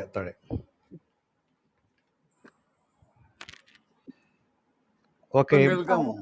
കേൾക്കാം. കേൾക്കാം. കുറച്ചും കൂടെ ഉറക്കെ മൈക്ക് എടുത്ത് വെച്ച് പറയാം. പറയാം. ശരി. ഞാൻ ആദ്യം നിങ്ങൾ 3 പേരോടും ക്ഷമ ചോദിക്കുന്നു. ഒന്ന്, വരാൻ വൈകിപ്പോയതിൻ്റെ കാരണം. 2, കുഞ്ഞാമൻ സാറിൻ്റെ ബുക്ക് രണ്ടാമത് ഇന്ന് വായിക്കാൻ കഴിയാതിരുന്ന വിഷമം. 2 കാരണത്തിനും പ്രത്യേകമായ റീസൺ ഉണ്ട്. പക്ഷേ പൂർണിമ പറഞ്ഞതുപോലെ ഓരോ തവണ വായിക്കുമ്പോഴും വീണ്ടും ഞാൻ സാറിൻ്റെ പുസ്തകം. ഹലോ ഹലോ, ജോർജ് കുട്ടി, മൈക്ക് ഓഫ് ആയി പോയല്ലോ. അതെ സിഗരറ്റിന്റെ പ്രശ്നം മൈക്ക് കാണും. ജോർജ് കുട്ടി, മൈക്ക് ഓഫ് ആയി പോയി. അദ്ദേഹം വരട്ടെ അല്ലേ? അതെ സാറ് പറഞ്ഞതുപോലെ ആദിവാസി ഈ അധികൃത വിഭാഗത്തിന് സ്വാതന്ത്ര്യം കിട്ടണമെങ്കിൽ സാമ്പത്തിക സ്വാതന്ത്ര്യം വേണം എന്നല്ലേ അദ്ദേഹം? ഭൂമിയാണ് മുഖ്യം. കാര്യം അദ്ദേഹം പറഞ്ഞിട്ടുള്ള ഒരു വളരെ ഒരു സ്ട്രൈക്കിംഗ് ആയിട്ടുള്ള വളരെ ലളിതമായി അദ്ദേഹം ഉദാഹരിച്ചിട്ടുണ്ട്. അപ്പൊ ഈ ഇപ്പം പരമ്പരാഗത ബാർബർമാർക്ക്, ഈ ക്ഷൗരത്തൊഴിലാളികൾക്ക് തൊഴിൽ നഷ്ടപ്പെടുന്നു. പുതിയ ഈ സംവിധാനങ്ങൾ ഉയർന്നു വരുന്നു. അത് ഫാഷൻ സലൂൺസ് ഒക്കെയാണ് ടൗണുകളിൽ. പക്ഷെ പരമ്പരാഗത തൊഴിലാളികൾക്ക് അതിന് പറ്റുന്നില്ല. അതെല്ലാം വ്യവസായമായിട്ട് വരുന്ന ഇൻവെസ്റ്റ്മെന്റ് വേണ്ട സംഭവമാണ്. അവർക്ക് പരമ്പരാഗതമായി ലോൺ കിട്ടാനോ അല്ലെങ്കിൽ ഇൻവെസ്റ്റ് ചെയ്യാനോ ഉള്ള സംഭവം ഭൂമിയാണ്. അവർക്ക് ഭൂമിയില്ല. മുതൽ മുടക്കാൻ ഭൂമി ഉണ്ടെങ്കിൽ വായ്പ കിട്ടും, അല്ലെങ്കിൽ അങ്ങനെയുള്ള വേറെ സംവിധാനങ്ങൾ കിട്ടും. അപ്പം വരുന്നപ്പോൾ അവർ തൊഴിൽ രംഗത്തുനിന്ന് അപ്രത്യക്ഷരാകുന്നു, അല്ലെങ്കിൽ അദൃശ്യവൽക്കരിക്കപ്പെടുന്നു, പിന്നോട്ട് പോകുന്നു. പുതിയ മേഖലകളിലുള്ള ആൾക്കാർ ഇതൊരു വ്യവസായമായിട്ട് ഇതിലേക്ക് വരുന്നു. അങ്ങനെ ഒത്തിരി ഉദാഹരണങ്ങൾ അദ്ദേഹം ചൂണ്ടിക്കാണിച്ചിട്ടുണ്ട്. കേരളത്തിലെ ഭൂപരിഷ്കരണം വന്നത് ഈ വിഭാഗത്തിന് യാതൊരു തരത്തിലും ഉപകാരപ്പെട്ടിട്ടില്ല എന്നുള്ളത് അദ്ദേഹം ആവർത്തിച്ച് പറയുന്നു. കൃഷി ചെയ്യാൻ അറിയുന്നവർക്ക് ഭൂമി കിട്ടിയില്ല എന്നുള്ളതാണ് കേരളം. അത് പിന്നെ ഒട്ടേറെ പേർ അത് ആവർത്തിച്ച് പറഞ്ഞിട്ടുണ്ട്. കേരളത്തിലെ ഭൂപരിഷ്കരണം ആ രീതിയിൽ പരാജയപ്പെട്ടുവെന്ന് അദ്ദേഹം അംബേദ്കറെ ഉദ്ധരിക്കുന്നുണ്ട് ഇവിടെ. അത് കൂട്ടുകൃഷി, കളക്റ്റീവ് ഫാമിംഗ് ആവശ്യകതയെക്കുറിച്ച് അംബേദ്കർ പണ്ടേ പറഞ്ഞിട്ടുണ്ട്. അപ്പം ഭൂമി രാഷ്ട്രത്തിൻ്റെതാകണം എന്ന് അദ്ദേഹം പറഞ്ഞിട്ടുണ്ട്. അതൊരു സംസ്ഥാന വ്യവസായമാക്കണം. അത് എല്ലാ കൃഷിഭൂമിയും പബ്ലിക് ഓൺഡായിരിക്കണം, ഗവൺമെൻറ്റിൻ്റെ കയ്യിലായിരിക്കണം. എന്നിട്ടത് വ്യവസായമായിട്ട് മുന്നോട്ട് പോയി കഴിഞ്ഞാൽ അത് മുന്നോട്ട് പോകും എന്ന അംബേദ്കറിന്റെ അഭിപ്രായം അദ്ദേഹം ഉദ്ധരിക്കുന്നുണ്ട്.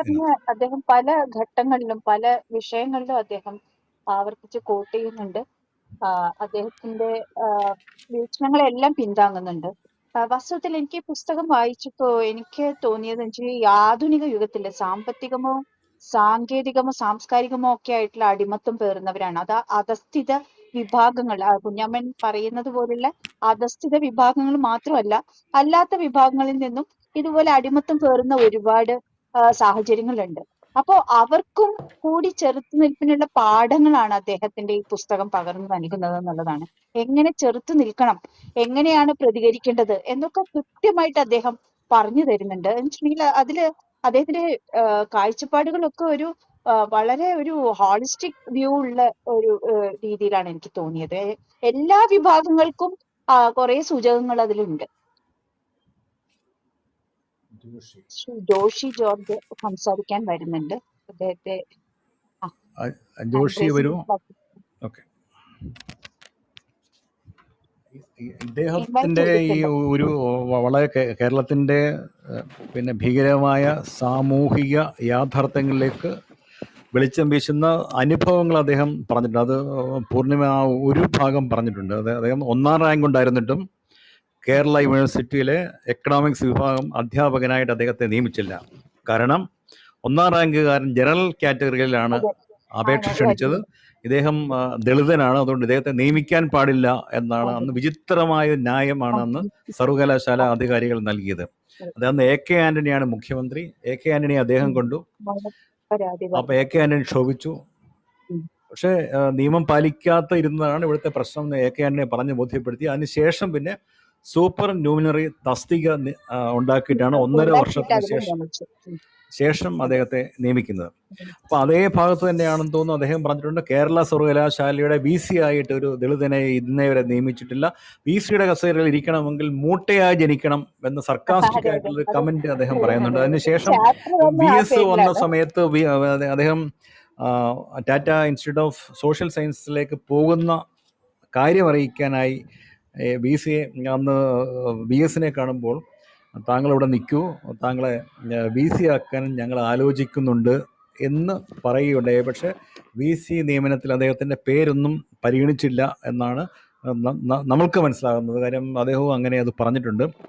അത് പിന്നീട് തോമസ് ഐസക്ക് ഒരിക്കൽ കണ്ടപ്പോൾ അതിന് പറ്റിയില്ല എന്ന് പറഞ്ഞപ്പോൾ, ഞാൻ അപേക്ഷയുമായി താങ്കളുടെ എടുത്ത് അതിന് വന്നിട്ടില്ലല്ലോ എന്ന് അദ്ദേഹം പറയുന്നതായും ഇതിൽ പരാമർശമുണ്ട്. ഓക്കെ, ജോഷി കാരണം ജോർജ് എനിക്കതുകൊണ്ട് പ്രദീപ് മൈക്ക് ഓൺ സാറെ ചെയ്തിട്ട് പറയും. കൂട്ടി വെക്കാനുള്ള ഒരു കാര്യം, ഹലോ ഭൂമിയും ആ, ഭരണാധികാരി രാഷ്ട്രീയക്കാരെയും പൂർണിമ പറഞ്ഞോളൂ. സംസാരിക്കുന്നു. പൂർണിമ പറയാം. ഓക്കെ, ഹലോ ഒരു ചെറിയ കാര്യം കൂടി കൂട്ടിച്ചേർക്കാനുള്ളത്, ഭൂമിയെക്കുറിച്ചും രാഷ്ട്രീയക്കാരെ അല്ലെങ്കിൽ ഭരണാധികാരികളെ ചോദ്യം ചെയ്യാൻ പറ്റില്ല എന്ന 2 കാര്യങ്ങളിൽ അദ്ദേഹം തന്നെ മിച്ചഭൂമി എന്ന് പറയുന്ന ഒരു സംഗതിയെക്കുറിച്ച്, മിച്ചഭൂമി എന്നുള്ളത് ഇന്ത്യയിൽ ഇപ്പോൾ 1% മാത്രമാണെന്ന്, ബാക്കി മിച്ചഭൂമികളൊക്കെ ഗവൺമെന്റിന്റെ കയ്യിലുള്ളത്, ബാക്കിയൊക്കെ സ്വകാര്യ വ്യക്തികളുടെ കയ്യിലാണ് എന്നും അദ്ദേഹം വളരെ കൃത്യമായിട്ട് പറഞ്ഞു പോകുന്നുണ്ട്. അതുപോലെ ആദിവാസികൾക്ക് ഭൂമി കൊടുക്കുക എന്നുള്ളത് അന്നത്തെ രാഷ്ട്രപതിയുടെ ഒപ്പ് വേണ്ട ഒരു സംഗതി ആയതുകൊണ്ട് KR നാരായണൻ ഈ ബില്ല് അയക്കുകയും, എന്നാൽ ഇവരുടെയൊക്കെ ഇടപെടൽ കൊണ്ട് അന്ന് ആ ബില്ല് KR നാരായണൻ ഒപ്പുവെക്കാതെ തിരിച്ചയച്ചു. പക്ഷേ ആദിവാസി ഭൂമി എന്നുള്ളത് ഇവർ മാറ്റി തിരുത്തിയിട്ട് കർഷക ഭൂമി എന്നാക്കിയിട്ട് മാറ്റുകയാണ് അധികാരികൾ. എന്നിട്ട് രാഷ്ട്രപതിയുടെ ഒപ്പിന്റെ ആവശ്യമില്ലാതെ ഗവർണറെ കൊണ്ട് ഒപ്പുവെപ്പിച്ച് ആ ബില്ല് പാസ്സാക്കിയതിനെ കുറിച്ചും അദ്ദേഹം പറഞ്ഞു. എങ്ങനെയാണ് അധികാരികൾ കാലങ്ങളായിട്ട് ഇത്തരം കാര്യങ്ങൾ തന്ത്രങ്ങളിലൂടെ നേടുന്നത് എന്ന് വളരെ ഇത്രയും കൃത്യമായ ഉദാഹരണങ്ങളിലൂടെ വേറൊരു പുസ്തകത്തിൽ ഞാൻ വായിച്ചിട്ടില്ല. അതിന്റെ ഒരു ഭംഗിയുണ്ട് അതിന്. ഓക്കെ, ജോഷി പോയല്ലേ? അദ്ദേഹം വന്നിരുന്നു, ഇപ്പൊ കാണുന്നില്ല. കാണുന്നില്ല. ജോർജ് കുട്ടി മൈക്ക് ഓൺ ആണെങ്കിൽ സംസാരിക്കാം. ഇടയ്ക്ക് വെച്ച് ബ്രേക്ക് ആയിപ്പോയി. കേൾക്കാൻ കഴിയുന്നുണ്ടോ പ്രദീപ്? ഇപ്പം കേൾക്കാം. കേൾക്കാം. കുറച്ചും കൂടെ അടുത്തെന്ന് പറയാം. ഇടയ്ക്ക് കണക്ഷന്റെ പ്രശ്നം കാരണമായിരിക്കും. അതെ അതെ. പ്രദീപ് പറഞ്ഞ ഒരു കാര്യം, അതായത് VC ആകണമെങ്കിൽ മൂട്ടയായി ജനിക്കണമെന്ന് കുഞ്ഞമ്മൻ സാറ് പറഞ്ഞത്, അതിന് പല. ഹലോ, ജോർജ് കുട്ടിയുടെ വീണ്ടും പോയല്ലോ. വീണ്ടും ബ്രേക്കായി. വീണ്ടും ബ്രേക്കായി അല്ലേ? അതെ. ഓക്കെ. ഡോക്ടർ പൂർണിമ സംസാരിച്ചപ്പോ ഈ രാഷ്ട്രീയത്തിനെ പറ്റിയിട്ട് ഒരു വലിയ ചർച്ച അദ്ദേഹം തുടങ്ങി വെക്കുന്നുണ്ട്. അതായത് രാഷ്ട്രീയവും മതവും മനുഷ്യ പുരോഗതിക്ക് ഒരു സംഭാവനയും നൽകിയിട്ടില്ല എന്ന് അദ്ദേഹം കൃത്യമായിട്ട് പറഞ്ഞു വെക്കുന്നുണ്ട്. മനുഷ്യന്റെ അദ്ദേഹം ആവർത്തിച്ച് പറയുന്നുണ്ട്. സാമൂഹിക ജീവിതത്തെയും ബലപ്പെടുത്തുന്ന 2 ശക്തികൾ എന്ന് പറയുന്നത് തെറ്റാണ് എന്ന് പറയുന്നുണ്ട്. അതായത് മനുഷ്യന്റെ ചിന്താശക്തിയെയും സാമൂഹിക ജീവിതത്തെയും ബലപ്പെടുത്തുന്നതാണ് മതവും രാഷ്ട്രീയവും എന്ന് പറയുന്നത് വലിയ തെറ്റാണെന്നാണ് അദ്ദേഹത്തിന്റെ അഭിപ്രായം. അത് കൃത്യമായിട്ട് അദ്ദേഹം അത് രേഖപ്പെടുത്തുന്നുണ്ട്. അതുപോലെ അദ്ദേഹത്തിന്റെ ചില നിരീക്ഷണങ്ങൾ വളരെ സ്ട്രൈക്കിംഗ്. എനിക്ക് ONV കുറുപ്പിന്റെ ഒരു സിനിമ ഗാന ശകലം അദ്ദേഹം ഉദ്ധരിക്കുന്നുണ്ട്. നടുമുറ്റത്തെത്താൻ മോഹം അല്ലേ? അത് പക്ഷെ തെറ്റാണ് കേട്ടോ സാർ. നടുമുറ്റം എന്നല്ലല്ലോ, അദ്ദേഹം തിരുമുറ്റം എന്നാണ് ഉപയോഗിച്ചത്. പക്ഷെ എങ്കിലും അതിനകത്ത് ഒരു നിരീക്ഷണം ഗംഭീരമാണ്. കാര്യം ദളിതന് നടുമുറ്റമില്ല. ഞാൻ ആദ്യമായിട്ടാണ് അങ്ങനെ ഒരു ചിന്തയിലേക്ക് പോകുന്നത്. സത്യം പറഞ്ഞാൽ ഒരു ദളിത് കുടുംബത്തിനും നടുമുറ്റമില്ല. അപ്പൊ നമ്മൾ ഈ അസോസിയേഷൻ ഓഫ് ഐഡിയാസ് എന്ന് പറഞ്ഞാൽ നമുക്ക് ഒരു സാഹിത്യ കൺസെപ്റ്റ് ആണല്ലോ. നമ്മളൊരു കാര്യം കണ്ടു കഴിഞ്ഞാൽ നമ്മുടെ ജീവിത സന്ധികളുമായി അതിനെ ബന്ധപ്പെടുത്തുന്ന ഒരു സംഭവമുണ്ട്. അപ്പം നടുമുറ്റം ONV എഴുതിയിട്ടില്ലെങ്കിലും ഒരു ദളിതനത് കേട്ട് കഴിഞ്ഞാൽ അവന്റെ ജീവിതത്തിൽ അങ്ങനെ ഒരു സംഭവം ഇല്ലല്ലോ.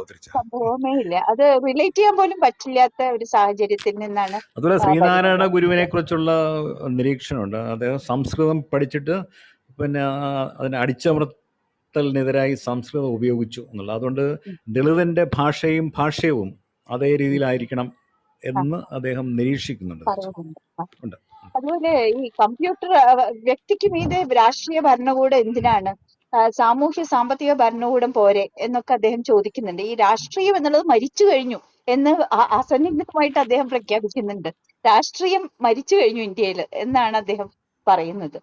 വിയോജിപ്പുള്ള ഒത്തിരി നിരീക്ഷണങ്ങൾ അതിനകത്തുണ്ടെങ്കിൽ അതെ. ചർച്ച ചെയ്യപ്പെടേണ്ട കാര്യം എനിക്ക് തോന്നുന്നു ഈ ദളിത് ജീവിതത്തെക്കുറിച്ചുള്ള ഇത് ഈ പിന്നെ ക്ഷേമ പ്രവർത്തനങ്ങൾ അല്ലെങ്കിൽ ദാനം കൊടുക്കുന്നതൊക്കെ അത് വിധേയത്വം ഉണ്ടാക്കും എന്ന് ആവർത്തിച്ച് അദ്ദേഹം പല ഉദാഹരണങ്ങളിലൂടെ പറയുന്നുണ്ട് തീർച്ചയായിട്ടും. അതുപോലെ അദ്ദേഹം പറയുന്ന മറ്റ് ഈ സ്ഥാനാർത്ഥി നിർണയത്തിലെ കുറെ പാളിച്ചകളെ പറ്റി പറയുന്നുണ്ട്.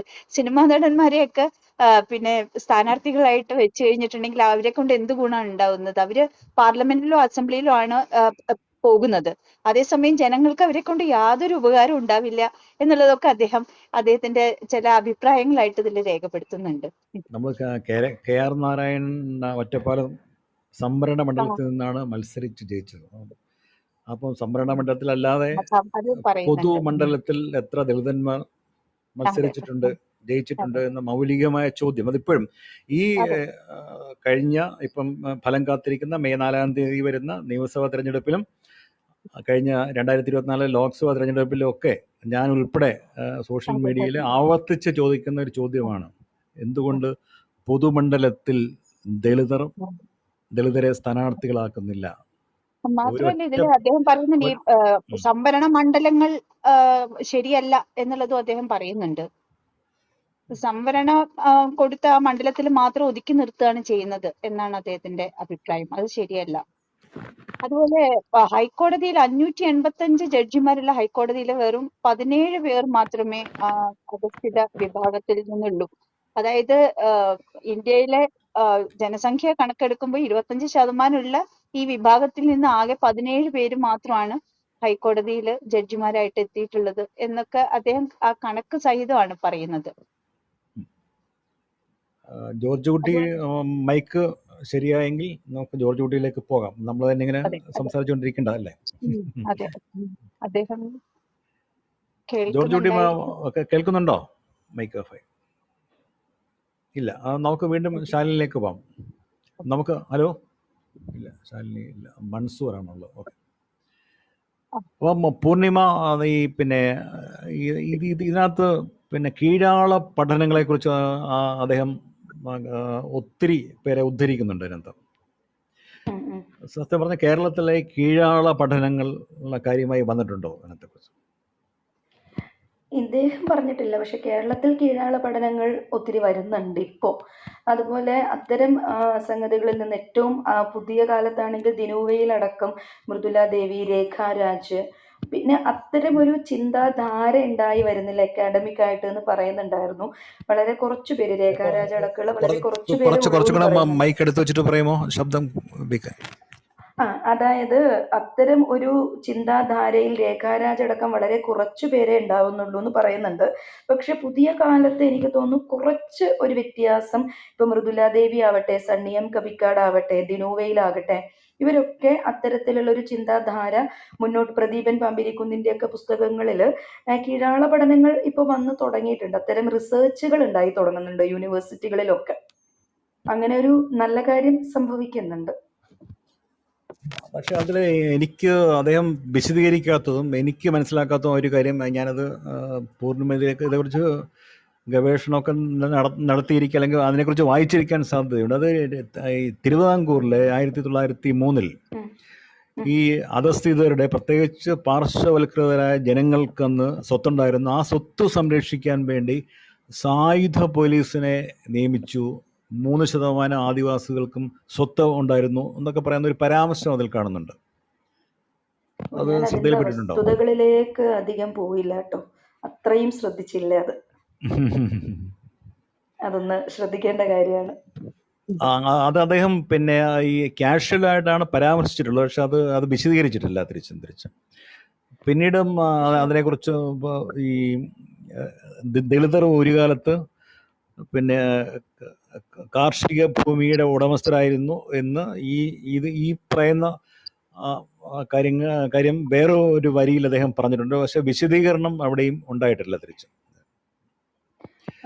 പിന്നെ എനിക്ക് വളരെ നോക്കേണ്ടി വരും ഒന്നുകൂടി. ഡോക്ടർ മൻമോഹൻ സിംഗ് സർക്കാരിനെ കുറിച്ചുള്ള അദ്ദേഹത്തിൻ്റെ നിഗമനങ്ങളുണ്ട് തിരിച്ച്.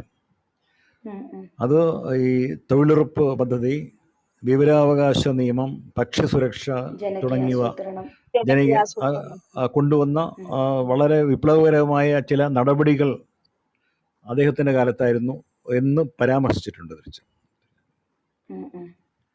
അതില് മറ്റൊരു കാര്യം പറയുന്നത് ഈ ദളിതരും പിന്നോക്കക്കാരും തമ്മിലാണ് ഇപ്പോഴുള്ള പ്രശ്നം എന്നുള്ളത് അദ്ദേഹം പറയുന്നുണ്ട്. അതായത് ഭൂപരിഷ്കരണത്തില് ബാങ്ക് നാഷണലൈസേഷനിലും ഹരിത വിപ്ലവത്തിലും ഒക്കെ പിന്നോക്കക്കാര് സമ്പന്നരാക്കി. പക്ഷെ മിക്കവാറും മറ്റ് സംസ്ഥാനങ്ങളിലെല്ലാം കുറച്ചും കൂടി കാര്യം വ്യത്യസ്തമാണ്. പക്ഷെ ഇവിടെ പുതിയൊരു രാഷ്ട്രീയ ക്രമം തന്നെ രൂപീകരിക്കപ്പെട്ടു. അതിലാണ് വലിയ ബുദ്ധിമുട്ടുകൾ നേരിടേണ്ടി വന്നിട്ടുള്ളത്. അല്ല, അത് വളരെ വ്യക്തമാണ്. കാര്യം ഈ ഉൽപാദകരുടെ ചരിത്രമാണ് മനുഷ്യ ചരിത്രം എന്ന് അദ്ദേഹം വളരെ വിശദമായി പറയുന്നുണ്ട്. ഉൽപാദകർ എന്ന് പറയുന്ന മണ്ണിൽ പണിയെടുക്കുന്നവരാണ്, അധസ്ഥിതരാണ്, ദളിതരാണ്, ആദിവാസികളാണ്. കേരളത്തിലെ ഭൂപരിഷ്കരണത്തിൽ ഭൂമി കിട്ടിയത് കുടിയാന്മാരാണ്. അപ്പോഴും ഈ മണ്ണിൽ പണിയെടുക്കുന്ന ആൾക്കാർക്കൊന്നും ഭൂമി കിട്ടിയില്ല. ഭൂമി കിട്ടിയെങ്കിൽ തന്നെ അത് 5 സെന്റ് പരമാവധി, അല്ലെങ്കിൽ അതിനുശേഷം അച്യുതാനന്ദ മന്ത്രിസഭയുടെ കാലത്ത് 1,00,000 വീട് കോളനിയിൽ ആണ് താമസിക്കാനുള്ള അവകാശം മാത്രമാണ് കിട്ടിയത്. ഭൂമി കിട്ടിയില്ല, കൃഷിഭൂമി കിട്ടിയില്ല. അത് തന്നെ അച്യുതാനന്ദ മന്ത്രിസഭയുടെ ഏറ്റവും വലിയ സംഭാവനയായി ചരിത്രം രേഖപ്പെടുത്തിയിട്ടുള്ളത് ഈ 1,00,000 വീടാണ്. എനിക്ക് ഓർമ്മയുണ്ട്, ഞാൻ പ്രക്ഷേപണ ചരിത്രം എഴുതിയപ്പോൾ ആകാശവാണി ഇന്റർവ്യൂവിൽ, ബയോഗ്രഫിക്കൽ ഇന്റർവ്യൂവിൽ അച്യുതമേനോട് ചോദിച്ചു, താങ്കളുടെ ജീവിതത്തിലെ ഏറ്റവും വലിയ സന്തോഷവും ഏറ്റവും വലിയ സങ്കടവും എന്തെന്ന് ചോദിച്ചപ്പോൾ പുള്ളി ഒറ്റ ഉത്തരമാണ് പറഞ്ഞത്. ഞാനൊരു പരിപാടിയിൽ ഇവിടെ തന്നെ പരമ്പരയിൽ ചോദിച്ചിട്ടുണ്ട് ആരോടോ, എൻ്റെ ഏറ്റവും വലിയ സങ്കടവും ഏറ്റവും വലിയ സന്തോഷവും 1,00,000 വീട് പരിപാടി നടപ്പിലാക്കി എന്നുള്ളതാണ്. അപ്പം ചോദ്യകർത്താവ് ചോദിച്ചു, അതിൽ എന്ത് സങ്കടം? 1,00,000 വീട് പരിപാടിയിൽ 1,00,000 വീട് കോളനികളിലൊന്നും കക്കൂസ് നിർമ്മിച്ചിട്ടില്ല എന്നുള്ളതായിരുന്നു എൻ്റെ ഏറ്റവും വലിയ സങ്കടം എന്ന് അദ്ദേഹം പറയുകയുണ്ടായി. അപ്പം പ്രാഥമിക ആവശ്യങ്ങൾക്ക് പോലും ഉപകരിക്കുന്ന വാസസ്ഥലം ലഭ്യമായിരുന്നില്ല. കൃഷിഭൂമി എന്നുള്ളത് ഇന്നും സ്വപ്നമാണ്. മുത്തങ്ങ സമരത്തിൻ്റെയും പിന്നീടുള്ള ലാഹ ഗോപാലിൻ്റെയൊക്കെ നേതൃത്വത്തിൽ നടന്ന സമരത്തിൻ്റെയൊക്കെ അടിസ്ഥാന ആവശ്യം കൃഷി ചെയ്ത് ജീവിക്കാൻ ആവശ്യമായ ഭൂമി എന്നുള്ളതാണ്. അതുപോലെ ഈ പിന്നോക്ക വിഭാഗക്കാർ ഭരിക്കുന്ന സംസ്ഥാനങ്ങളിൽ പോലും അവർക്ക് നേട്ടം ഉണ്ടായിട്ടില്ല. ഇപ്പൊ നേരത്തെ പറഞ്ഞല്ലോ, BSPയുടെ ഒക്കെ കാര്യം പറഞ്ഞതുപോലെ, ഇപ്പൊ മായാവതി കൻഷുറാമിനെ ഫോളോ ചെയ്ത് വന്ന മായാവതി ഒന്നും നീതി കാണിച്ചില്ല എന്നുള്ളതൊക്കെ കൃത്യമായിട്ട് ഞാൻ BSPയെ കുറിച്ച് പറയാം. കേരളത്തിലെ ഒറ്റ പ്രാവശ്യം ഇപ്പൊ KR നാരായണനെ സംവരണ മണ്ഡലത്തിൽ ഒതുക്കിയ രാഷ്ട്രീയ പ്രസ്ഥാനങ്ങളുള്ള നാട്ടിൽ കെ കരുണാകരൻ, അത് ഇടതുപക്ഷം കെ കരുണാകരന്റെ മുന്നിൽ ഒരു വിശേഷണ പദം ചേർത്താണ് അന്നും ഇന്നും വിശേഷിപ്പിക്കാറുള്ള കരിങ്കാലി കരുണാകരൻ. ഈ കരിങ്കാലി കരുണാകരന്റെ കാലത്താണ് കണ്ണൂർ, പൂർണിമയുടെ സ്ഥലമായ കണ്ണൂരിൽ 1980 ഇയർ ഞാൻ ഓർക്കുന്നില്ല, 89 ലോക്സഭാ തിരഞ്ഞെടുപ്പിൽ സംവരണ മണ്ഡലമല്ലാതെ അന്നും അല്ല ഇന്നും കണ്ണൂർ ലോക്സഭാ മണ്ഡലത്തിൽ നിന്നും കെ കുഞ്ഞമ്പു എന്ന ദളിതനായ സ്ഥാനാർത്ഥിയെ നിർത്തുക മാത്രമല്ല ജയിപ്പിക്കുകയും ചെയ്തു കെ കരുണാകരൻ. രാജ്യസഭയിൽ ദളിതർക്ക് സംവരണമില്ല. TKC വടുതല എന്ന എഴുത്തുകാരനെ രാജ്യസഭയിലേക്ക് അയച്ചതും കരുണാകരനായിരുന്നു. പിന്നാക്ക പട്ടികജാതി ക്ഷേമ വകുപ്പ് ആവശ്യപ്പെട്ട് മുഖ്യമന്ത്രിയായ അദ്ദേഹം തന്നെ കൈകാര്യം ചെയ്ത ഒരു കാലവും കേരളത്തിലുണ്ടായിരുന്നു. അങ്ങനെയും ചില കാര്യങ്ങളുണ്ടായി. BSPയുടെ കാര്യം പറയുമ്പോൾ BSP സ്ഥാപകൻ താത്വികാചാര്യനായ കൻഷിറാം ലോക്സഭയിലേക്ക് തിരഞ്ഞെടുക്കപ്പെട്ടിട്ടുണ്ട്. അദ്ദേഹത്തിൻ്റെ ഒരു തത്വശാസ്ത്രം ഒരു കാരണവശാലും സംവരണ മണ്ഡലങ്ങളിൽ മത്സരിക്കില്ല എന്നുള്ളതായിരുന്നു. പൊതുമണ്ഡലത്തിൽ നിന്നാണ് അദ്ദേഹം ലോക്സഭയിലേക്ക് മത്സരിച്ച് ജയിച്ചിട്ടുള്ളത്. മാത്രമല്ല മായാവതിയുടെ ഭരണകാലത്ത് ഈ അംബേദ്കറിന്റെ പേരിൽ UP ആരംഭിച്ചിട്ടുള്ളത് ഉന്നത സർവകലാശാലകളും ഉന്നത വിദ്യാഭ്യാസ കേന്ദ്രങ്ങളുമാണ്. കേരളത്തിൽ നോക്കറിയാം, കേരളത്തിലെ അംബേദ്കർ കോളനി അല്ലെങ്കിൽ അയ്യങ്കാളി കോളനി, അയ്യങ്കാളി റോഡ് എന്നൊക്കെ പറയുന്നത് എങ്ങോട്ടാണ് പോകുന്നത് എന്ന് നമുക്കറിയാം. കേരളത്തിലെ അതൊരു സ്റ്റാമ്പ് ചെയ്യപ്പെട്ടു. ലക്ഷം വീട് കോളനിയിലേക്കുള്ള പോലെ വഴികൾക്ക് നൽകിയിട്ടുള്ള പേര്, അല്ലെങ്കിൽ പട്ടികജാതിക്കാർ കൂടുതൽ അധിവസിക്കുന്ന സ്ഥലങ്ങളിലെ ITCകൾക്ക് നൽകിയിട്ടുള്ള പേരൊക്കെയാണ് സാമൂഹിക പരിഷ്കർത്താക്കളുടെ പേരുകൾ. അംബേദ്കറിൻ്റെയും അയ്യങ്കാളിയുടെയും ഒക്കെ പേരുകൾ. വലിയ ഉന്നത പിന്നെ വിദ്യാഭ്യാസ കേന്ദ്രങ്ങൾ, സർവകലാശാലകളൊക്കെയാണ് മായാവതിയുടെ കാലത്ത് ഉത്തർപ്രദേശിൽ അംബേദ്കറിൻ്റെ പേരിൽ സ്ഥാപിക്കപ്പെട്ടത്. മൗലികമായ ചില വ്യത്യാസങ്ങൾ സാമൂഹ്യ ക്രമത്തിൽ വരുത്തിയിട്ടുണ്ട്. എന്ത് ആരോപണങ്ങൾ അവരുടെ മേലുണ്ടെങ്കിലും അത് സാമൂഹ്യ യാഥാർത്ഥ്യമായിട്ട് അവശേഷിക്കുന്നുണ്ട്. പക്ഷേ അതിനെപ്പറ്റി തന്നെ അദ്ദേഹം വീണ്ടും പറഞ്ഞിട്ടുണ്ട്, പ്രതിമ നിർമ്മിക്കുക, ജനങ്ങളുടെ കാശെടുത്ത് പ്രതിമ നിർമ്മിക്കുകയും പബ്ലിക് എക്സ്ചക്കറുകൾ ഉപയോഗിച്ച് രാഷ്ട്രീയ പ്രവർത്തനം നടത്തുകയും ചെയ്യുന്നതിനേക്കാൾ അതിശക്തമായിട്ട് വിമർശിക്കുന്നുണ്ട്. പക്ഷെ ഇന്ത്യയിലുള്ള മുഴുവൻ ശ്രീനാരായണ ഗുരു ഉൾപ്പെടെയുള്ള ഫൂലെ ഉൾപ്പെടെയുള്ള മുഴുവൻ സാമൂഹിക പരിഷ്കർത്താക്കളുടെയും പ്രതിമകൾ അവിടെ സ്ഥാപിച്ചിട്ടുണ്ട്. അതൊരു പിന്നെ ഈ ബിംബങ്ങൾ, നിലവിലുള്ള ഫ്യൂഡൽ ബിംബങ്ങൾ തകർക്കുക എന്നുള്ള ഒരു വലിയ സാമൂഹിക ഉത്തരവാദിത്വം മായാവതി നിർവഹിച്ചിട്ടുണ്ട്. മായാവതി സ്വന്തം പ്രതിമയും സ്ഥാപിച്ചിട്ടുണ്ട്, അത് സ്ഥാപിച്ചിട്ടുണ്ട്. പക്ഷെ ആ പ്രതിമ സംരക്ഷിക്കുക എന്നുള്ളത് പിന്നീട് വന്ന ഗവൺമെന്റുകളുടെ ബാധ്യതയായി മാറി എന്ന യാഥാർത്ഥ്യവും നമ്മുടെ മുന്നിലുണ്ട്. എത്രയോ ഗൗതം ബുദ്ധ സർവകലാശാലയിൽ പേരങ്ങനെയാണെങ്കിലും അത് അംബേദ്കർ സ്റ്റഡീസിന് പ്രാധാന്യം നൽകിയ സർവകലാശാല ഗ്രേറ്റർ നോയിഡയിലുണ്ട്, ഞാൻ ഓർക്കുന്നുണ്ട്. മഹാമായ അലോപ്പത്തിക് മെഡിക്കൽ കോളേജസ് സ്ഥാപിച്ചു, അംബേദ്കർ ഗവൺമെൻറ് ഡിഗ്രി കോളേജസ് സ്ഥാപിച്ചു, കൻഷുറാം ഡിഗ്രി കോളേജസ്, അങ്ങനെ ഉന്നത വിദ്യാഭ്യാസ കേന്ദ്രങ്ങൾ ധാരാളം. ഞാനീ പറഞ്ഞ പ്രതിമകളുള്ള സ്ഥലത്തിൻ്റെ പേര് DBRA, ഡോക്ടർ ബാബാ സാഹിബ് അംബേദ്കർ സാമൂഹിക പരിവർത്തൻ പ്രതീതി സ്ഥൽ, അംബേദ്കർ ഗ്രാമവികാസ് യോജന, അങ്ങനെ മെഡിക്കൽ കോളേജുകൾ, ബാബാ സാഹിബ് അംബേദ്കർ മെഡിക്കൽ കോളേജ്. ഡൽഹി പിന്നെ ആം ആദ്മി പാർട്ടി സർക്കാരും ഈ ഉന്നത വിദ്യാഭ്യാസ സ്ഥാപനങ്ങൾക്കെല്ലാം അംബേദ്കറിൻ്റെ പേരാണ് നൽകിയിട്ടുള്ളത്. കേരളത്തിൽ ഞാൻ നേരത്തെ പറഞ്ഞതാണ് കേരളത്തിൻ്റെ അവസ്ഥ. അപ്പം അങ്ങനെ മൗലികമായ മാറ്റമുണ്ട്. സ്റ്റാറ്റസ് കോ രാഷ്ട്രീയമല്ല ചില രാഷ്ട്രീയ പാർട്ടികൾ എത്ര വ്യക്തിപരമായ വിമർശനങ്ങൾ നേരിട്ടപ്പോഴും അവർ നടപ്പിലാക്കിയിട്ടുള്ളത് എന്ന യാഥാർത്ഥ്യം അവശേഷിക്കുന്നുണ്ട്. അതുപോലെ പലതരം 4 തരം രാഷ്ട്രീയ പ്രവർത്തനത്തിനെ പറ്റി പറയുന്നുണ്ട്.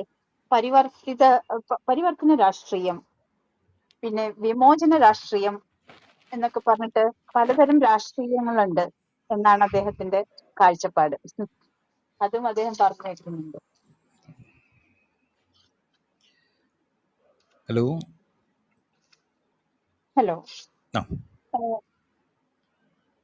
ഹലോ കേൾക്കാമോ? ഒരു മൻസൂർ എന്ന് പറഞ്ഞൊരു മെമ്പറെ കാണുന്നുണ്ടല്ലോ, റിയാക്ട് ഒക്കെ ചെയ്യുന്നുണ്ട്, ആള് സംസാരിക്കുന്നുണ്ടോ? പിന്നെ ജോർജ് കുട്ടിയാണ് സംസാരിക്കേണ്ടത്. ജോർജ് കുട്ടിക്ക് അത് എത്തിയിട്ടില്ല. അത് ഇത് നമ്മുടെ ഈ അല്ല എത്ര പേര് ഇത് വായിച്ചിട്ടുണ്ട് എന്നതിൻ്റെ ഒരു ഉദാഹരണം കൂടിയാണ് ഇന്ന് ആദ്യം പേരും ചർച്ചയിൽ പങ്കെടുക്കാൻ എത്താതിരുന്നത്. പുസ്തകം വായിക്കുന്നു. ഇപ്പൊ പറഞ്ഞ കാര്യം, അതായത് രാഷ്ട്രീയം 4 തരത്തിലുണ്ട്. വിമോചന രാഷ്ട്രീയം, പരിവർത്തനാത്മക രാഷ്ട്രീയം, വ്യവസ്ഥിതിയെ നിലനിർത്തുന്ന രാഷ്ട്രീയം, പഴയ മൂല്യങ്ങളെ പുനഃസ്ഥാപിക്കാനുള്ള രാഷ്ട്രീയം. അങ്ങനെ 4 വിഭാഗത്തിലുണ്ട്. അതില് പരിവർത്തനാത്മക രാഷ്ട്രീയം ആവശ്യപ്പെടുന്ന വിഭാഗം ദളിതർക്കിടയിൽ ആവിർഭവിച്ചിട്ടുണ്ട്. അവർ കാര്യങ്ങളെ പുതിയ രീതിയിൽ കാണുന്നു എന്നാണ് അദ്ദേഹം പറയുന്നത്.